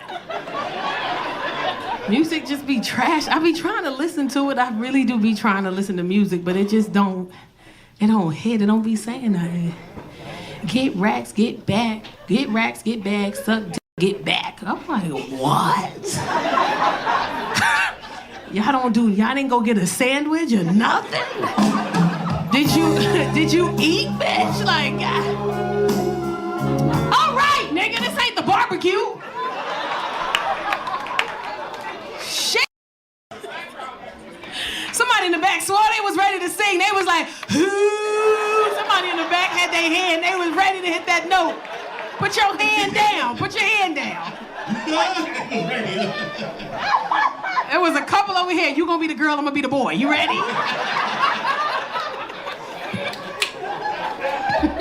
That was good music. That's good music. I love music. Because when you listen to it, all you think about is why you love your person, even if you mad at them. Niggas used to beg back in the days. They used to beg and song, I swear, baby, I'm gonna get you back. I do everything, baby. I love you. I'm sorry. Baby, please answer the phone. Please call me back. Please, when I call, please don't take the phone off the ring. Because back in the day, you just used to take the phone and sit it. Come on. You know, I. Look at the person in the back. They got their hand back up. Oh, shit. It's my tongue. Oh, shit. I've been waiting my whole life for this moment. We're not going to hear you all the way back there. They used to be in love. They used to not be scared to be in love. That's why I listen to that. Men wasn't scared to say they love you. They weren't scared to say, and they would admit in the song that they fucked up. The song be, wow. Baby, you know I love you. I'm sorry I slept with your sister and had a baby with your mama, but I want you to take me back. Please. I'll do anything. Just give me another shot. Please, baby. I'll pay your bills. I'll take care of you. See, man, I ain't tripping off none of my homeboys. I ain't tripping off none of her girlfriends. Because I can't do that. Uh-oh, the nigga in the back, hand back. 10 and 2. You see your hand up? He said, ooh, baby. He had his hand up. Ooh, baby. Look at everybody. Y'all feel good, don't y'all? Don't that shit make you feel? Look at everybody. They taking the song down. Tony. But they call him Ali Sadiq. I didn't know it was one nigga named Tony. Did you know it was only one person on the album? Did y'all know that Tony was one person? Is it? It's 3 of them. I don't know. I feel like it was the same nigga with different outfits on, the same face. It's 2 brothers and a cousin. Lies. And ain't none of them sing shit. No, he was the lead singer. He's the only singer, so. All right, y'all Google that and let me know. I think he lying. I was in Rochester, New York. I went to visit my sister. Rochester. I'm from New York. I'm from the Bronx. Where y'all from? Oh, y'all from Rochester. I was in Rochester, New York, right? And it's this little tiny older crowd. I can't remember the name of it, but it's just for older people. When you go in, they playing Luther Vandross, Peebo Bryson and shit. And I go there, and the security guard is about 70. He got on a bulletproof vest, and the back of it says security. And I know he was sick and tired, because when I walked in, it was me and my brother. It was right across the street from my brother's house. And when I walked in, he had an attitude that we showed up. Because he had to get out his seat. The door opened, he said, God damn. He stood like this. You got ID? I don't need no goddamn ID. You got guns? I said, no. You gonna start shit when you get in here? I said, no, go on in there. We sitting there, some lady walk in. She got to be in her mid-50s. She's gorgeous, gorgeous woman. She walks in and 2 guys start talking to her. And then the 2 guys get into like a verbal altercation. The security over there is asleep. So somebody taps him, he wake up, he mad. This is how he breaks up the fight. All right now. All right now. Y'all cut it out now. I'll call the authorities now. Come on now. All right now. Okay now. Shit, come on now. All right now. Well, then do what the fuck you want to do then. He too old to be fucking security. He ain't got no business. Like, you're her mother, and you're supposed to protect her, and some of the things that you said was like so freaking hard things about her, she's gonna hear that stuff one day, and she's not gonna be happy, and I don't wanna keep you because I know that you're busy, but I definitely just wanted you to know that from like one parent to another parent, I'm like so freaking offended.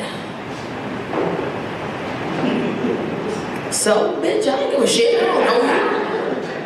I'll entertain you for a second though. How old are your kids? Well, my son, he's 7. And my daughter, she's 49 months. I'm like, miss, how fucking old is she? I don't have no fingers to count no goddamn 49 months. I hate new parents that get on my nerves. My son, Tyler's 198 months. I'm like, it's not like you're 45. How fucking old is this kid? I told her she wasn't a real parent. She got pissed. I said, you're not a real parent yet. She goes, excuse me? I said, you're not a real parent yet. She goes, what does that even mean? I said, you still like your kids. Like, you're not a real parent. You believe in them still. You're not real yet. I said, when you talk to your kids, do you use a hand?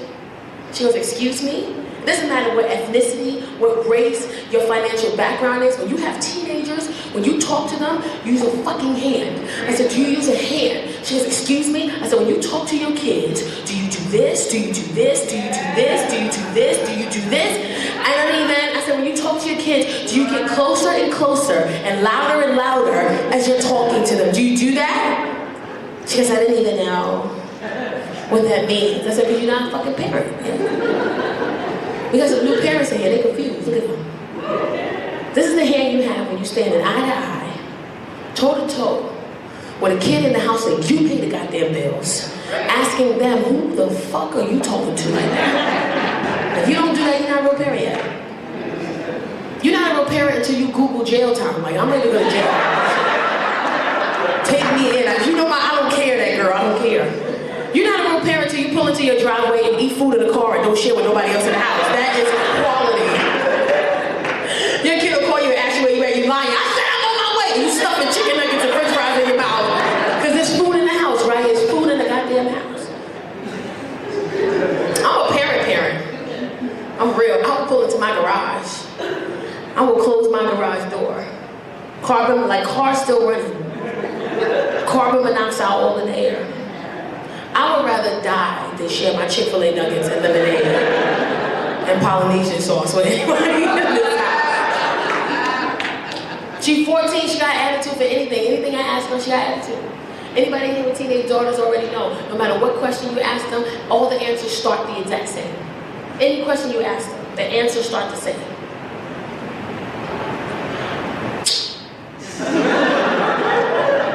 No matter what you ask, that's how they start the answer. Like, I don't really know, what are you looking for? Like, I don't get it. Like, wow, you're being weird. Like, I don't I gotta ask her a simple question. She got attitude. Simple question. She mad at me. Casey. Yes? Are you hungry?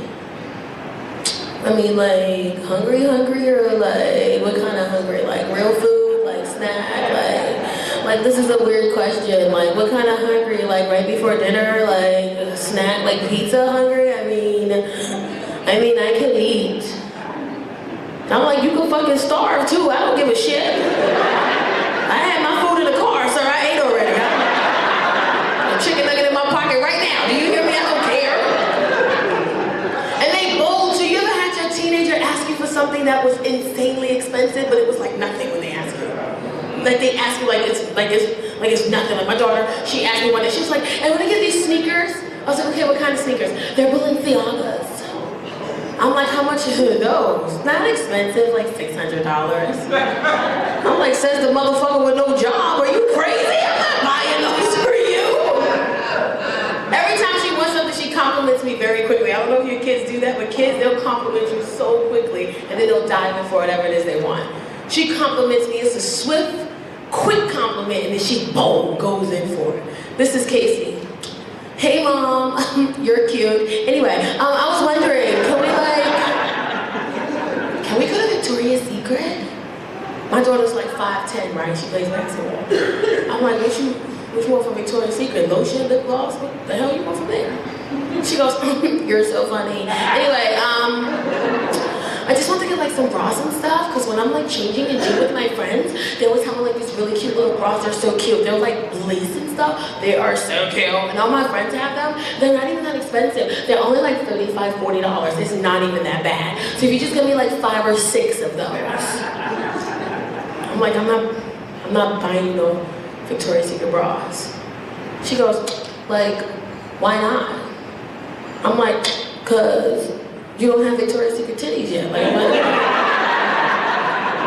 she's like, what does that even mean? It means sit your little Walmart titty ass down right here and take these 3 bras for $5. You know what I'm talking about. They all come on one hanger. It's a black one, a white one, and a beige one. You ain't getting no colors. Are you crazy? You better match those green panties to that white bra. I'm not buying you no colors. This is my daughter's hamper in her bedroom. This is her clothes. This is her hamper. This is where her clothes are.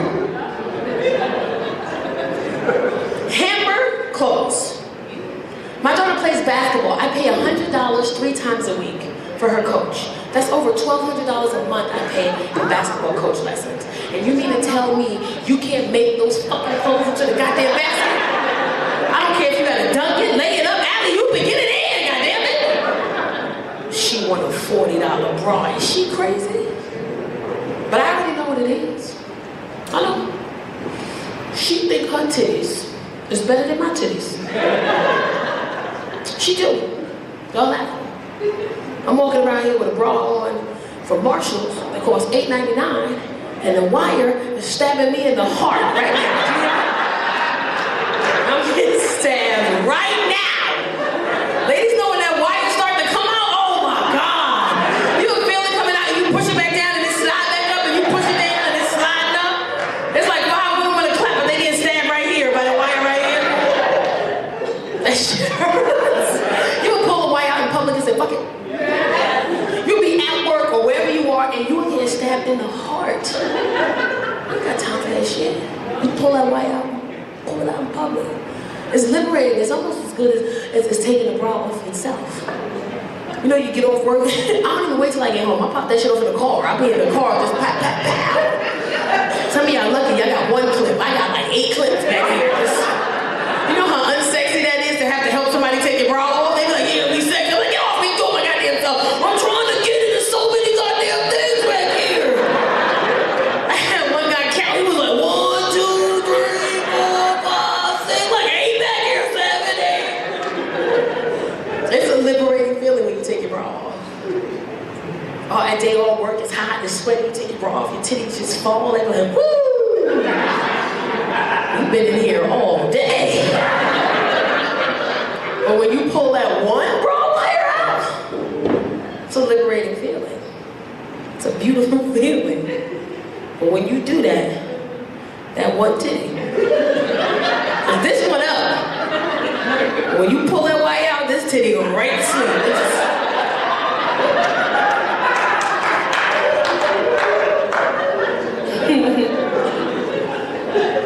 They got a 5-year-old, she my favorite.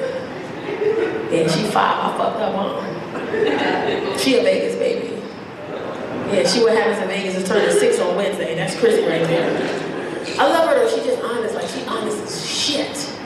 You ever had a little kid call you ugly? You ugly. If a little kid call you ugly, like they telling the truth. They don't know how to lie. If a little kid call you ugly, you are ugly. You gotta just take your beard and shut the fuck up and take it to the face if a little kid calls you ugly. My dad loved my daughter though. My dad is like, let me tell you the story, right? My dad is like the dopest. My best friend is here, his name's Raheem. He got to hang out with my dad again today. My dad is fucking crazy. So shout out to Ancestry.com because they did this shit. I'm at a show in Bridgeport, Connecticut. I'm at the Stress Factory in Bridgeport, Connecticut, right? And I'm taking like pictures. Like today, I'm gonna sit outside. I sell like t-shirts. I take pictures with every single person. I do not charge for pictures. We just take pictures. We talk. We have a good time. And there's this woman in this green jacket, and she's like really antsy, right? And she's like a Korean Asian. I don't know. Her eyes go like this, right? She's standing there, right? Shut up. And She's got on this beautiful jacket, but I'm always really cautious of people when I'm out because a lot of times I'm by myself and I have to be careful because people are crazy. So she comes up to me and she finally steps up on the stage and she goes, "You're my family." And I said, "No, ma'am, I'm not.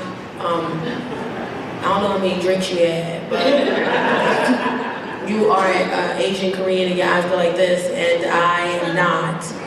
And she goes, "No, we're family. My name is Jessie. I messaged you on Ancestry.com. We're first cousins." And I said, "Holy shit, you didn't look Asian in the picture." "Your eyes didn't do that in the picture. How did you do that?" And she goes, "Well, it's me." And I said, "Okay." And then she starts crying. And she goes, "You're the first blood relative I've ever met in my life." She's full on teeter, right? I'm trying to be empathetic, but I got another show, right? I'm like, who is this? Somebody come here, right? So her husband comes out of nowhere. He says, "I apologize. This is my wife, Jessie. She was given up for adoption in Korea at 2. You're the first blood relative she's ever met. And she's 50. And she's just trying to figure out who she is, right?" So I said, "Okay." So she goes, "One of your uncles is my dad." So I said, "Well, I only got one uncle, and that's Uncle Michael." And she starts crying. She's like, "His name is Michael." And I'm like, "Listen, he an asshole. You ain't gonna meet him here. Just wait. Don't cry." So I'm a little more empathetic. She drove 4 hours to meet me.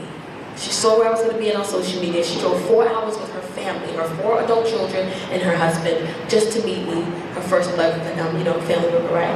So I take her to the green room. I talk to her. I talk to her kids, her husband. I call my uncle. My uncle's like 76, right? He's asleep, right? It's 11. It's like 10 o'clock at night. He's been asleep since 8 o'clock, right? So I call my dad because I know my dad is out. My dad answers the phone. Now, heads up, my dad is an asshole. I just want to make sure you know this before I say what I'm about to say. My dad is a fucking asshole, right? I call my dad. I said, "Hey, Dad." He goes, "What's going on, kid?" I said, "Hey, there's a woman here. Her name is Jessie. She says she's Uncle Michael's daughter." "Uncle Michael's daughter? Who the fuck is she?" I said, "She said she's Uncle Michael's daughter." He said, "Well, where's she from?" I said, "She's from Korea, Dad." "Korea?" I said, "Yeah." "Did you know your uncle was in the service?" I said, "I did not know Uncle Michael was in the service." He said, "Yeah, he was in the service. He was running through them bitches back in Korea. I said, "Daddy, you on loudspeaker. Why you ain't telling me I was on the goddamn loudspeaker? I'm saying this shit in front of this goddamn girl. They gonna go hate these?" I said, "Don't do that shit. Don't do that." She said, "Sir, hello. I just wanted to know where I get my crazy from." My dad said, "Oh, you found a motherfucker what you did. That's exactly what you did."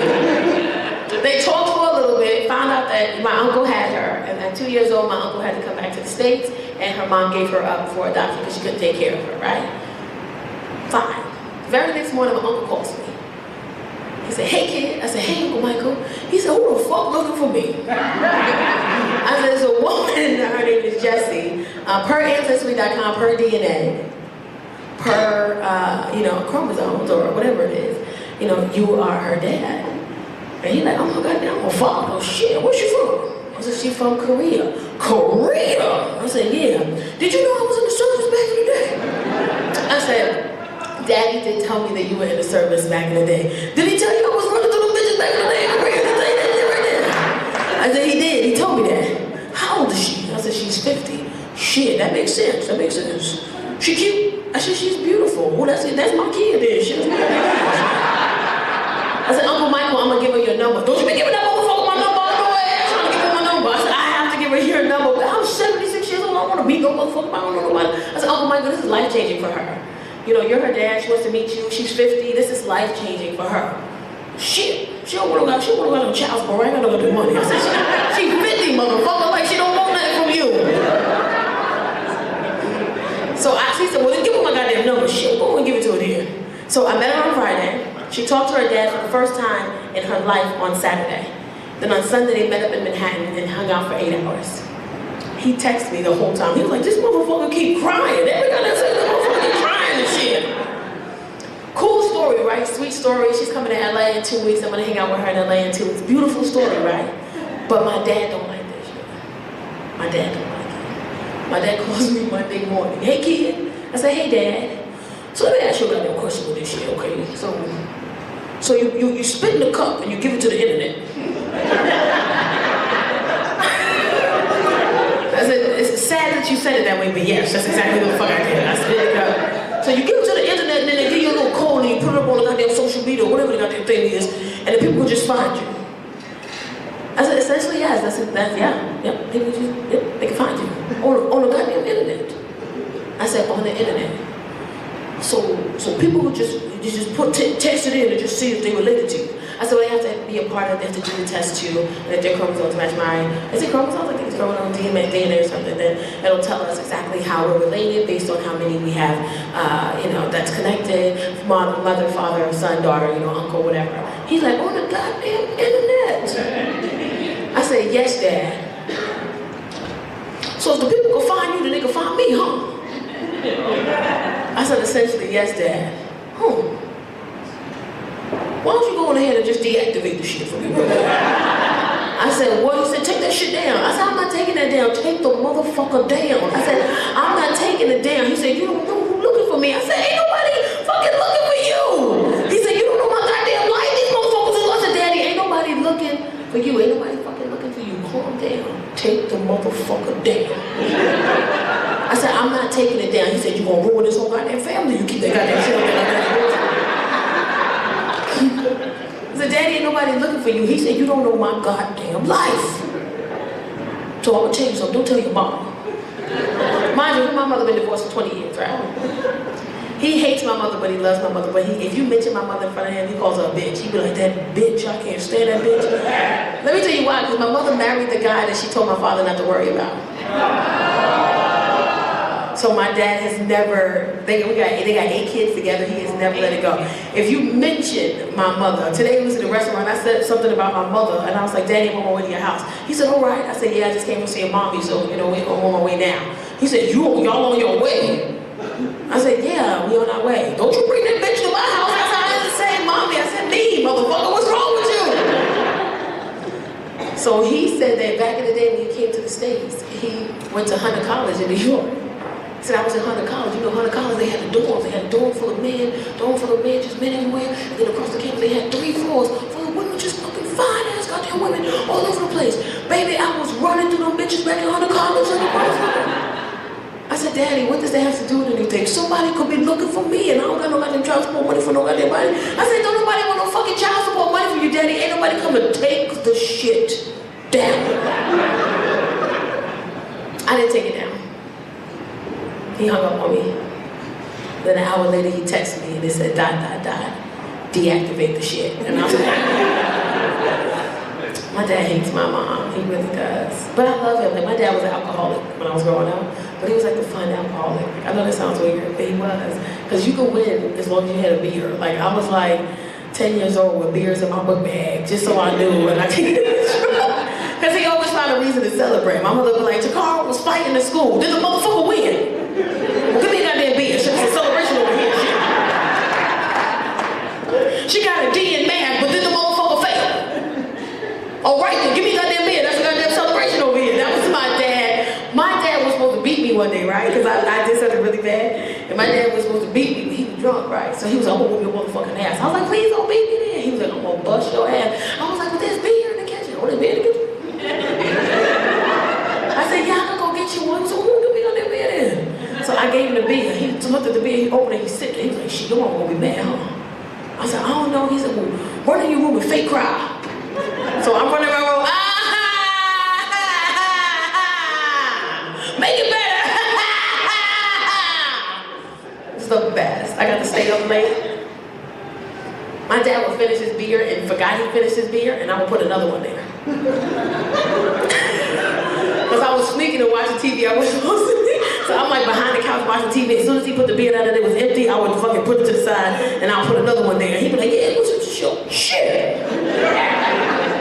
You know what, God? I see you looking out for me. Goddamn, I see what you did there. Shit, good. That man is good. I love him so much. He loves my 5-year-old. My dad, he really loves her. He said he loves her because she is, she's not tainted yet. That's what he said. He said she's just honest. So when she do stuff to make you want to fight or don't, she's just trying to tell you the truth. Like, she told me the truth about my size. Like, I don't have a trainer, I'm working out, I'm trying to get in shape, but my daughter teaches me about my size all the time. She let me know how fucking big I am all the time. And she don't say nothing to me, it's just the stuff she do indirectly hurts my feelings. Like one day I come home from work and she got on a tube dress, right? The tube dress is like this big, when you put it on, you stretch, and go from here to here real quick. She got one on. Hers say Nike on the side, right? And they got a hole in the back, and her whole ass is hanging through the hole, and she's just walking around doing this around the house. So I'm having a heart attack. I'm like, where'd she get this goddamn dress from, right? So the first thing I think is Casey's, right? I call Casey. I say, Casey! She come running down the stairs. She see her, she start laughing. She goes, why is she walking around like that? Because she just walking around the house just doing this shit. I said, that's not funny. Where'd she get that dress from? She goes, I don't know. I said, that's not your dress? She goes, no. I said, you didn't get that dress from one of your little friend's house and you thought you was going to wear it when I wasn't around? She goes, Ma, I'm 14, I don't wear things like that. I said, where the fuck did you get that from? She said, I don't know, that's not mine. So then she said, maybe it's Chase's. So I'm like, oh shit, Chase be bringing girls in the house, right? So I called Chase down the stairs. I said, Chase! He come run down the stairs. He goes, yes. He sees the baby, he start laughing. She still got it on, say Nike on the side, and got a hole in the back, whole ass hanging through the hole. And she's just walking by, all three of us is doing this. So I said, that's not funny, where'd she get that dress from? He said, I don't know. I said, that's not your dress? He's like, that ain't my dress. I said, where'd she get it from? He said, I don't know. I said, you be bringing little fast-ass girls in this house, and they spend the night or spend time here and leave things like this behind? He goes, Mom, I don't even bring girls to this house because you crazy. That's one. And two, if I did bring a girl to this house, she not gonna wear that because that's inappropriate. I said, where did she get it from? He said, I don't know. I said, Casey? She goes, it's not mine. She still got it on. Black dress, Nike on the side, hole in the back, whole ass hanging through the hole, and she just walking by the three of us. Just keep doing this. So I get frustrated, right, and I grab her. As soon as I grab her and I feel the material, I was like, oh shit. That's my knee brace. You know how knee braces have holes in the back? Her whole ass in the hole. She just walking through the house. That shit hurt my feelings. I let her keep it. I'm not gonna put that back on. That's on her body, ma'am. Her body. This is my knee. It fits her body. I don't want that shit back. I said, you can have it. She goes, I can have this? I said, yes. Just put some panties on next time you wear it. Get out my face. Parents, you ever had your kids throw you under the bus? Like, you ever had your kid say some shit in public and throw you right under the bus? And you just gotta stay there and take it because you don't know, because you said that shit? Like, you ever, my daughter threw me under the bus so bad one day, man. So in the neighborhood that I live in California, it's not as diverse as I would like it to be. And kindergarten, first and second grade, my daughter's the only brown girl. She gets teased a lot from, the kids in her class, the kids in the grade. They call her brown, they call her ugly, they call her chocolate, they talk about her hair. And there's a little Mexican girl who does it all right. Now, I'm Belizean, which is Hispanic too, and I'm saying that because I might say something really racist right after this, right? And I just want you to know that I'm Hispanic too. So she teases her. One day they even the little girl gave her a handful of black jelly beans and told her, this is your family. So my daughter comes home with the jelly beans. I don't know, I start eating them, right? She starts freaking out, right? She's like, what are you doing? That's my family. I'm like, I'm sorry, these are my favorite. Why would you bring these, right? So I have a meeting with the principal. I have a meeting with the mom. I'm having a meeting with everybody about this. The mom comes in and talks to the mom. The mom's really like nonchalant. And for the record, I'm a teacher. I taught in New York for years, and then I moved to California, and I taught with the sheriff's department for a long time, and then I, stayed up, just kind of picked up, and I had to let it go. Just to say I know the educational system. I know the education system very well. I go to the principal and I said, can you set up a meeting with the mom? The principal says, I can't, because it's a liability issue. If something happens between the two of you, we are responsible. I said, something will happen between the two of us, so you help me.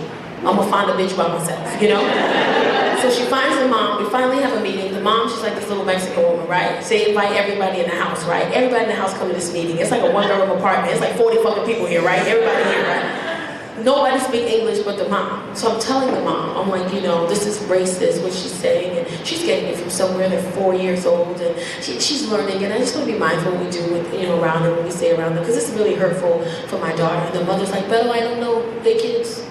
I said, I know, but I'm telling you that this is not okay, and it's damaging to my daughter. Beto, I don't know what you want me to do with these kids. I said, why don't we do this? How about we hang out all together? We can go skating this week and I'll pay for it, and let them see us hanging out together, so that way they can know that it's okay to be friends. She goes, Beto, I don't know what you want me to do. I said, I just fucking told you what I wanted you to do if you listen to me. She don't want to do it, right? My daughter comes home a week later, the girl hit her. I'm in the kitchen frying chicken, right? Because I like chicken. And I'm frying it, right? And she comes up in the kitchen, she crying. She goes, Mommy? I said, yes. She goes, that girl, she hit me today. I'm fried chicken. I took the chicken off the stove, I put it in the bag, I turned around and I said, if that girl hits you again, you hit her ass back and you don't stop until somebody pulls you off. I said, if she hits you again, I'm tired of people hitting you. I done talked to the principal, I done wrote my letters, I done sent my emails, I documented everything, and it's time for you to defend yourself, because I can't hit the bitch. You have to fight back. Defend yourself. I said, if she hits you again, you hit her ass back and you don't stop until somebody pulls you off. I said, if she hits you again, you hit her ass back and you don't stop until somebody pulls you off. I said, if she hits you again. Chrissy didn't hear the if at all.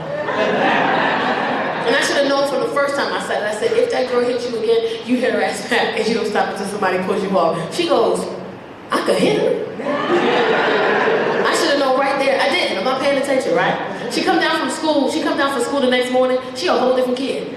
She off. She got her pajama shirt on with her jeans, her book bag open, shit falling out, jacket on upside down, 2 different sneakers on. She excited though. She's standing at the front door singing, I love school, school's my favorite. I love school, school's my favorite. 1 + 1 = 2. I said, you're gonna have a good day at school today. She goes, I'm gonna have a great day. I said, you want breakfast? She goes, yeah, I'll take some Frosted Flakes. I take her into the kitchen and put the Frosted Flakes in the bowl. I turn around to the fridge, get the milk out the fridge, turn back around to the bowl. Frosted Flakes gone. She ate them shits dry. You know how hard Frosted Flakes is? She tore them. I'm looking for her. She back at the door singing, I love school, school's my favorite. I love school, school's my favorite. 1 + 1 = 2. We get in the car, she's buckling her seatbelt and she's still singing, I love school, school's my favorite, I love school. I'm singing with her, school's a favorite, 1 + 1 = 2. I like this song, that's a cute song. Where you find this song? Drive her to the school, the volunteer mom's there, they open up the car, get her out the seatbelt, get her out the car, she starts walking into school. I said, Chrissy, she goes, yes.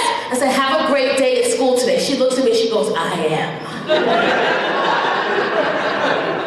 She's still singing into the school. I love school, school's my favorite. I'm driving on still singing, I love school, school's my favorite. 1 + 1 = 2.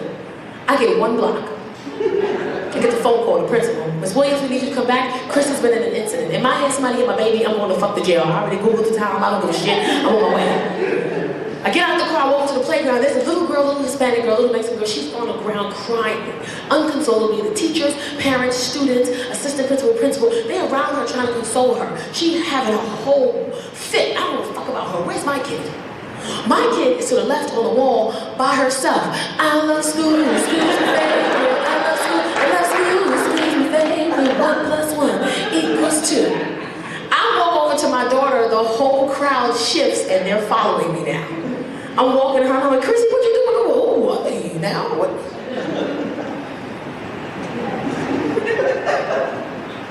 I walk over to my daughter, the principal come out of nowhere. She stopped right here. She goes, excuse me, Ms. Williams, I'd like to tell you what happened today. I said, I don't need you to tell me anything about what happened today. I've been trying to talk to you for 8 months, and today's the day you choose to be proactive in the situation. I got it, I already know what happened. Thank you. I'll talk to my daughter myself. I said, Chrissy, what happened? She goes, I hit her. And I didn't stop until somebody pulled me off. The principal goes, but let me explain. I said, I don't need you to explain anything to me. I got it, thank you. I said, what happened? She hit you first, huh? She goes, she didn't even get a chance.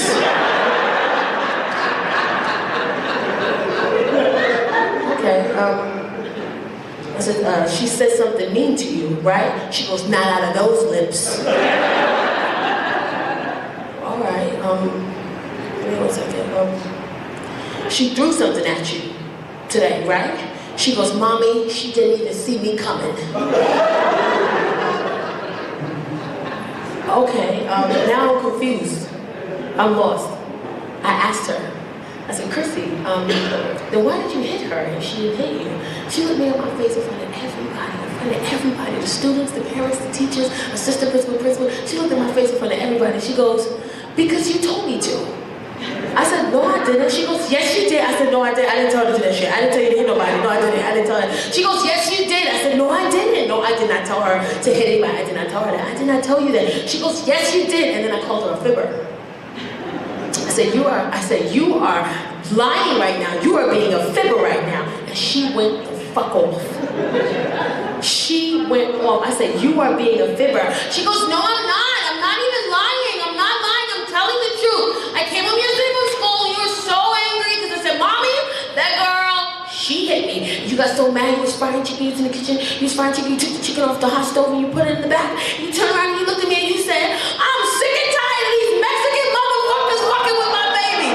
These taco eating, guacamole making, empanada loving, salsa making motherfuckers fucking with my baby. And when you go to school tomorrow, you hit her ass and you don't stop until somebody pulls you off. Remember?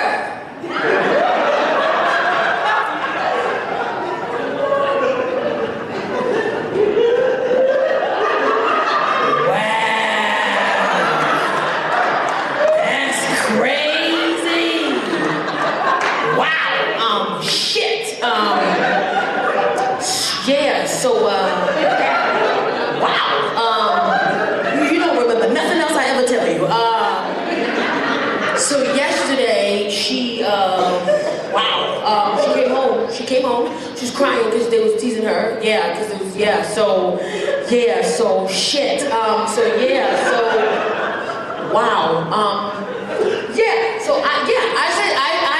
was defending her. I said something, because she was crying, and I was talking to her because, she's my kid. I was just, talking to her, and why would you say that? So I gave you mad cookies. But you ever had your kid look at you with that don't let me down face? She gave me the face. She looked at me like with the mommy don't let me down face. And sometimes as parents we just take it because we can handle it. I took it. I said, you know what? Shit. Yeah. Wow. I said it. Yeah. Fuck. Yep. Yeah, I said it. I said something like that. Yep, I did. I didn't say all that. I wasn't like Mexican motherfuckers. I didn't say that part. She made that up herself. She wanted to try that. herself. Yeah, I wasn't like salsa eating, guacamole making. Like she added that to that. I didn't say that part. Yeah, but yeah, shit. Yep, I said it. Yep, shit. Yeah. Yep, me. Yep. Principal's angry. She's fuming. She goes, Miss Williams, I'd like for you to get your daughter and I'd like for the both of you to leave. I said, excuse me? She said, I said I'd like for you to get your daughter and I'd like for the both of you to leave and I need to have a meeting with my staff and we need to discuss on even if we would like for Chris to continue her education at this academy. So I'm looking at her, she's looking at me, I'm looking at her, she's looking at me and she goes, I asked you to leave. I said, listen, don't talk to me like that, You already seen what my baby can do. You sure you want some of the mama bitch?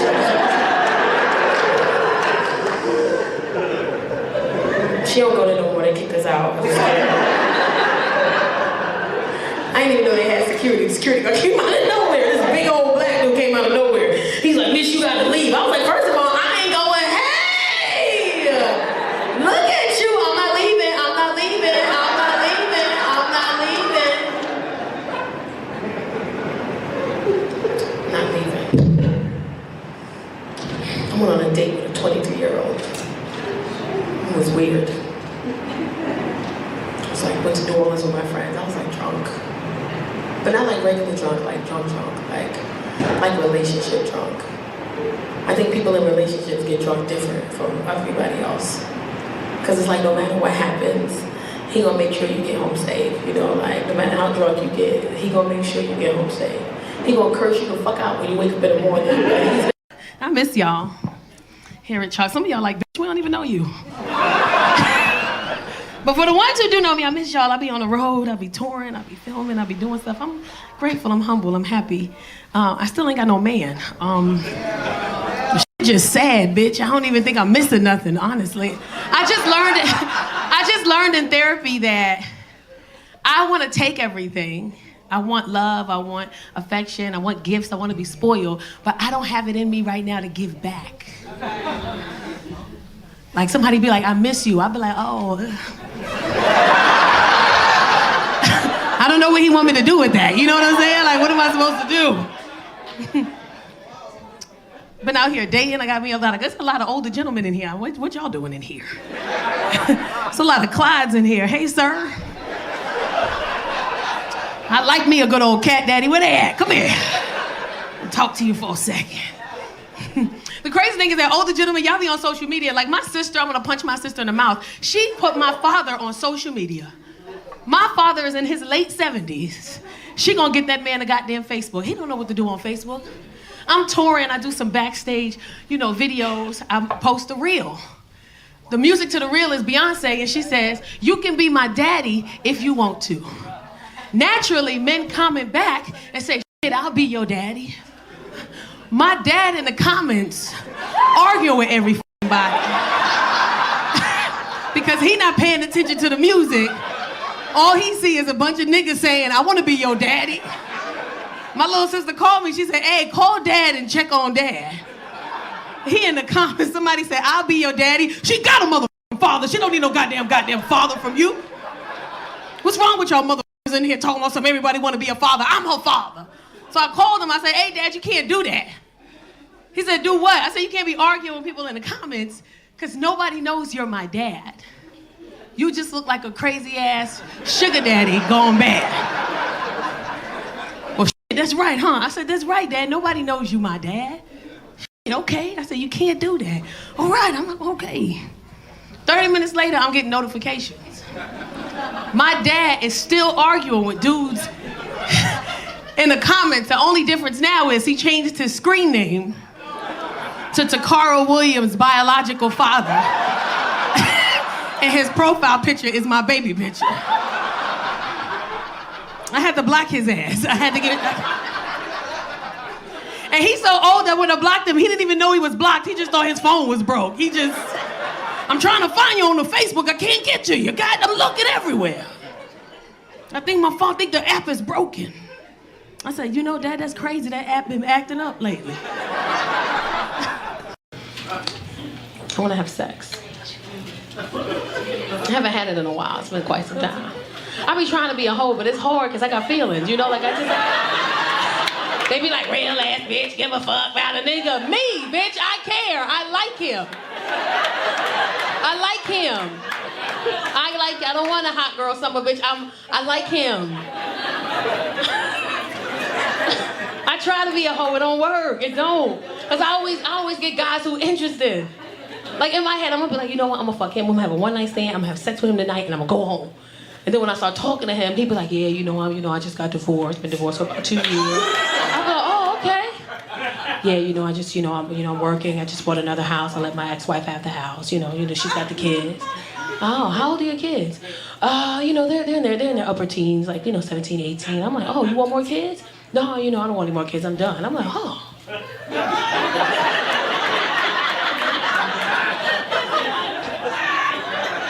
That's your real hairline?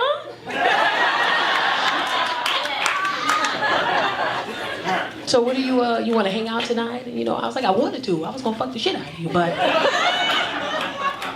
you're interesting. I want to get to know you. I want to go on dates with you. Like, I want to hang out with you, sir." Then I hear, like, if you have a one-night stand, you're supposed to have sex and leave. Like, what? I'm supposed to have sex and leave? We both supposed to leave? How does it go? Like, you have sex, do you wake up in the morning? Like, how the fuck does it go? Do you sleep through you just wake up and go home? Is that how it goes? You don't know? I'm asking her. Yeah. Because when I was talking, she was like, "This bitch don't know nothing. We got to help her. She's just up here. You fuck him and you leave, you get out." I like the cuddle, bitch. I ain't going nowhere. You hear me? Like, I'm just... Fellas, stop talking yourself out of vagina. Some of y'all do that real bad. Because women, we like what we like, and some of us know up front. And some women, we going through a divorce, we going through some stuff. Up front, we'll be like, "I need some. I'm be safe tonight." And I'll give him some. And then y'all talk yourself out of it. Saying dumb shit. Like, we be ready to go, and then you'll say some shit. You be like, "Oh, man, damn. I never knew somebody to talk themselves out of pussy like that." Saying dumb shit like, "How many bedrooms you got in your house?" I'd be like, "Yeah, you homeless, huh?" I'm from New York. That's how LA guys talk to you. LA guys. I hate y'all LA men. Because y'all don't even know how to talk to women. The men out here in LA, maybe it's because I'm in entertainment. I'm always, meeting men in entertainment. But y'all don't know how to talk to women. The way y'all talk to us, it'd be like, "You live by yourself?" And I'm not from here, so I don't know. I'd be like, "Yeah, I live with me and my kids." "Oh, you got kids?" "Yeah." "How many bedrooms you got?" 3. Oh, that's a lot. It's just you and the kids that live there, huh? Yeah? So ain't no man around like fixing stuff and like they trying to see if they can get in. Like who pump your gas for you? No, you just be pumping it by yourself, huh? I see, all right. Well, you know what? I think I want to take you out for dinner. I'm like, nigga, no. You need a place to stay, motherfucker. I'm cool. I got an 18-year-old in the house. I'm trying to get out now. I don't need another nigga coming in here playing 2K12 or whatever with him. Now I gotta kick both y'all out. You know, I don't want to do that to nobody. Okay. Tired. There's a lot of couples in here. Shout out to the couples. I love me a good couple. I do. I was trying to figure my life out today. When I was getting dressed, I was like, oh, you know, I had an outfit I was gonna wear, and then I didn't wear it because it didn't stop raining. So I switched up my outfit, but I didn't switch up my underclothes. And now I got these thongs on. This shit is killing me. Like, there's a couple of women in here that have been twitching. I know you too, bitch. Us. It's like it's supposed to be in your ass, but goddamn, how far, nigga? Goddamn, you gonna cut me? Shit. And I want to say that to all the people in here having sex, all the fellas in here who have sex with their women. Be careful we fragile. Be careful when you having sex with us. Some of y'all hit it from behind and you want to open us up too much. You'll tear us just a little bit at the top. Stop doing that shit. That hurts. The women quiet, but y'all know what the fuck I'm talking about. If you got ass, they'll tear you a little bit. You put on your panties and be like, oh, it hurt right here. Because you raw. You raw right there. And don't spread that much. Slow down, fam. Relax. It's yours right now. Relax. You ripping me open. Shit. There's a woman in here right now with a little bit of hydrocortisone right here. It's okay. It's okay. I'm saying it for you because you're scared. You don't want to be a bitch. That's okay. I'll say it. Stop ripping us like that. That hurts. You're hurting us. Look at the one with the little asses. I don't understand what. How could he rip you? How could he do that? It's just ripped you open. Just these men get excited back there. They just be like, oh, and they're like, calm down, Sylvester Stallone. Relax, nigga. You're hurting. You don't see the blood? You just gonna keep going. You just okay. Y'all cute. Hey, ladies. Are y'all coupled up? Why you sitting there like yo, like this was a blind date gone wrong? Like this.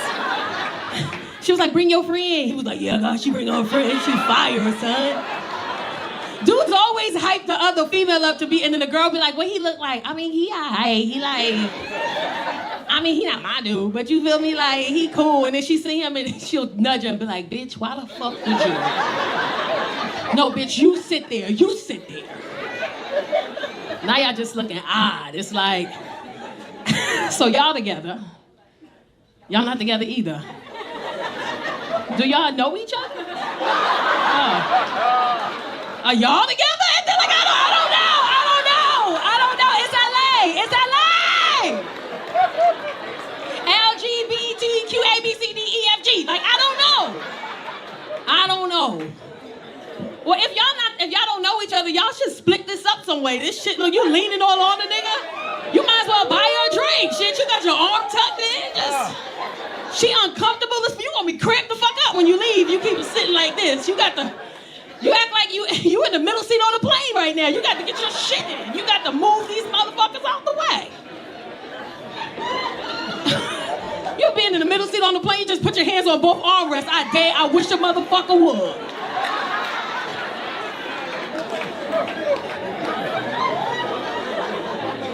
It's my aisle. It's that or I get old named Clyde. There's a couple of Clydes in here. I know you a Clyde. I feel it in my heart. I know you say yeah for no reason. She can walk in the room and you be like, yeah, there it is. You say shit don't make no sense. There it is, and there it go. There it is. Yay. You do this. Look.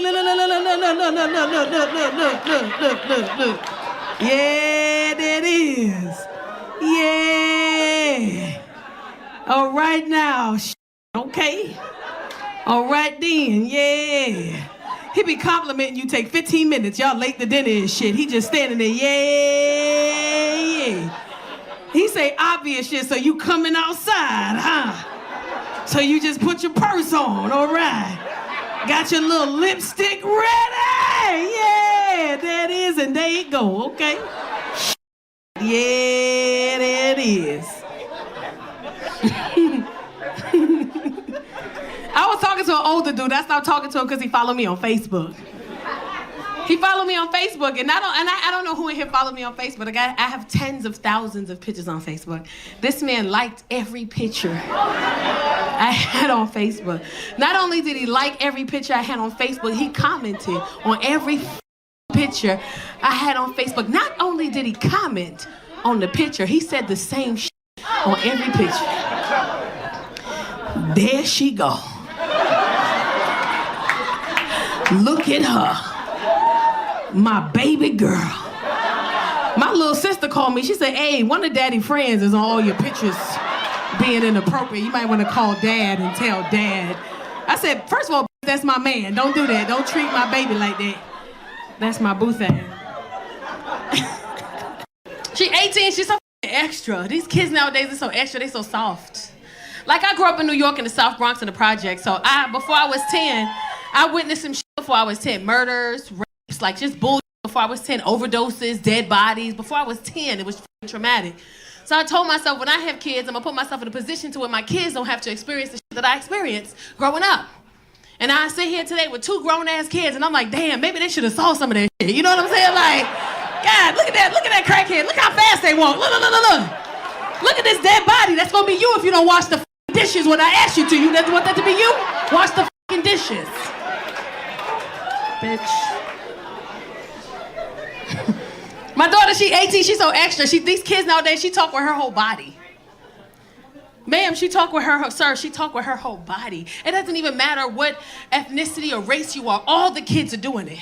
They talk with their whole. I can ask her a simple question. Simple question. Simple question I asked her. Casey, are you hungry? That's all I asked her.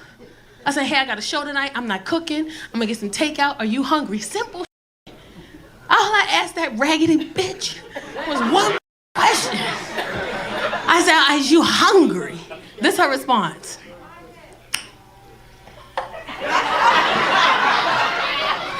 I mean, like, am I hungry? Like, period. Like, am I hungry? Whatever. Like, oh, like, look at you being a mother. Like, that's crazy. Like, ew. Like, period. Like, that ass. Like, you know what? So, like, am I hungry? Whatever. Like, am I hungry? Like, am I hungry? Like.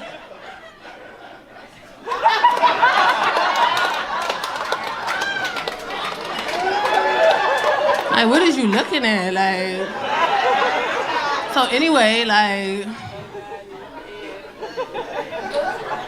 so like, am I hungry? Whatever. Like, am I hungry? Like, am I hungry? Like, am I hungry? Like, am I hungry? Like, you know what? Like, I'm hungry, but I'm not like I'm hungry, but I'm not like hungry. I'm like, bitch, you wanna eat or not, bitch? Bitch. It's just too informative. It be information I don't wanna know. I don't wanna know that your booty hole pink or brown or whatever it is. Your pink and like I don't deliver that to me in a box. I don't wanna know. I think the majority of people's if they black is brown. I don't think it's a big surprise. I don't like them songs. They just... Have y'all listened to the whole song? My 18-year-old, she was like, listen to the song, it's disgusting. And I'm listening to it. She like, where the niggas? I'm looking for the hoes. I'm like, oh, why? Why are you looking? And then she announced on the podcast that she says she is the STD queen. Y'all in here, yes!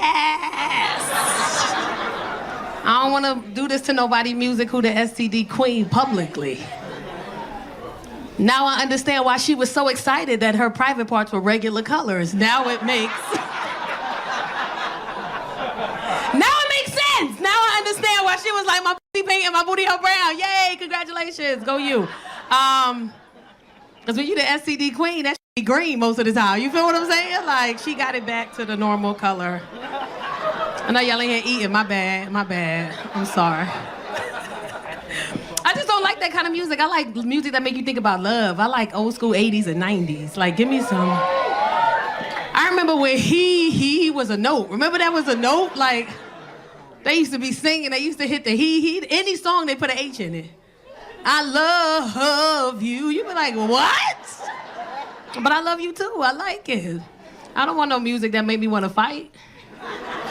This why kids come out crazy, because this is the music they made to. They made to my pink, my booty hole brown. Then they come out crazy. Especially women. Like, let me tell you something. My daughter, she 18. She taught me that we crazy. My daughter taught me that every woman is crazy. Every female in here is insane. I don't care what ethnicity, race, background you are. Calm down, sir. Ain't no way I'm gonna say every woman is crazy and you clap to it. We will f you up. You didn't just hear me say that we crazy. Oh, it was him, right? Yeah. Oh, and you put your hand up. Oh, you bold in the mother, ain't you? Is that your lady next to you? That's your lady next to you? Okay, you think you crazy?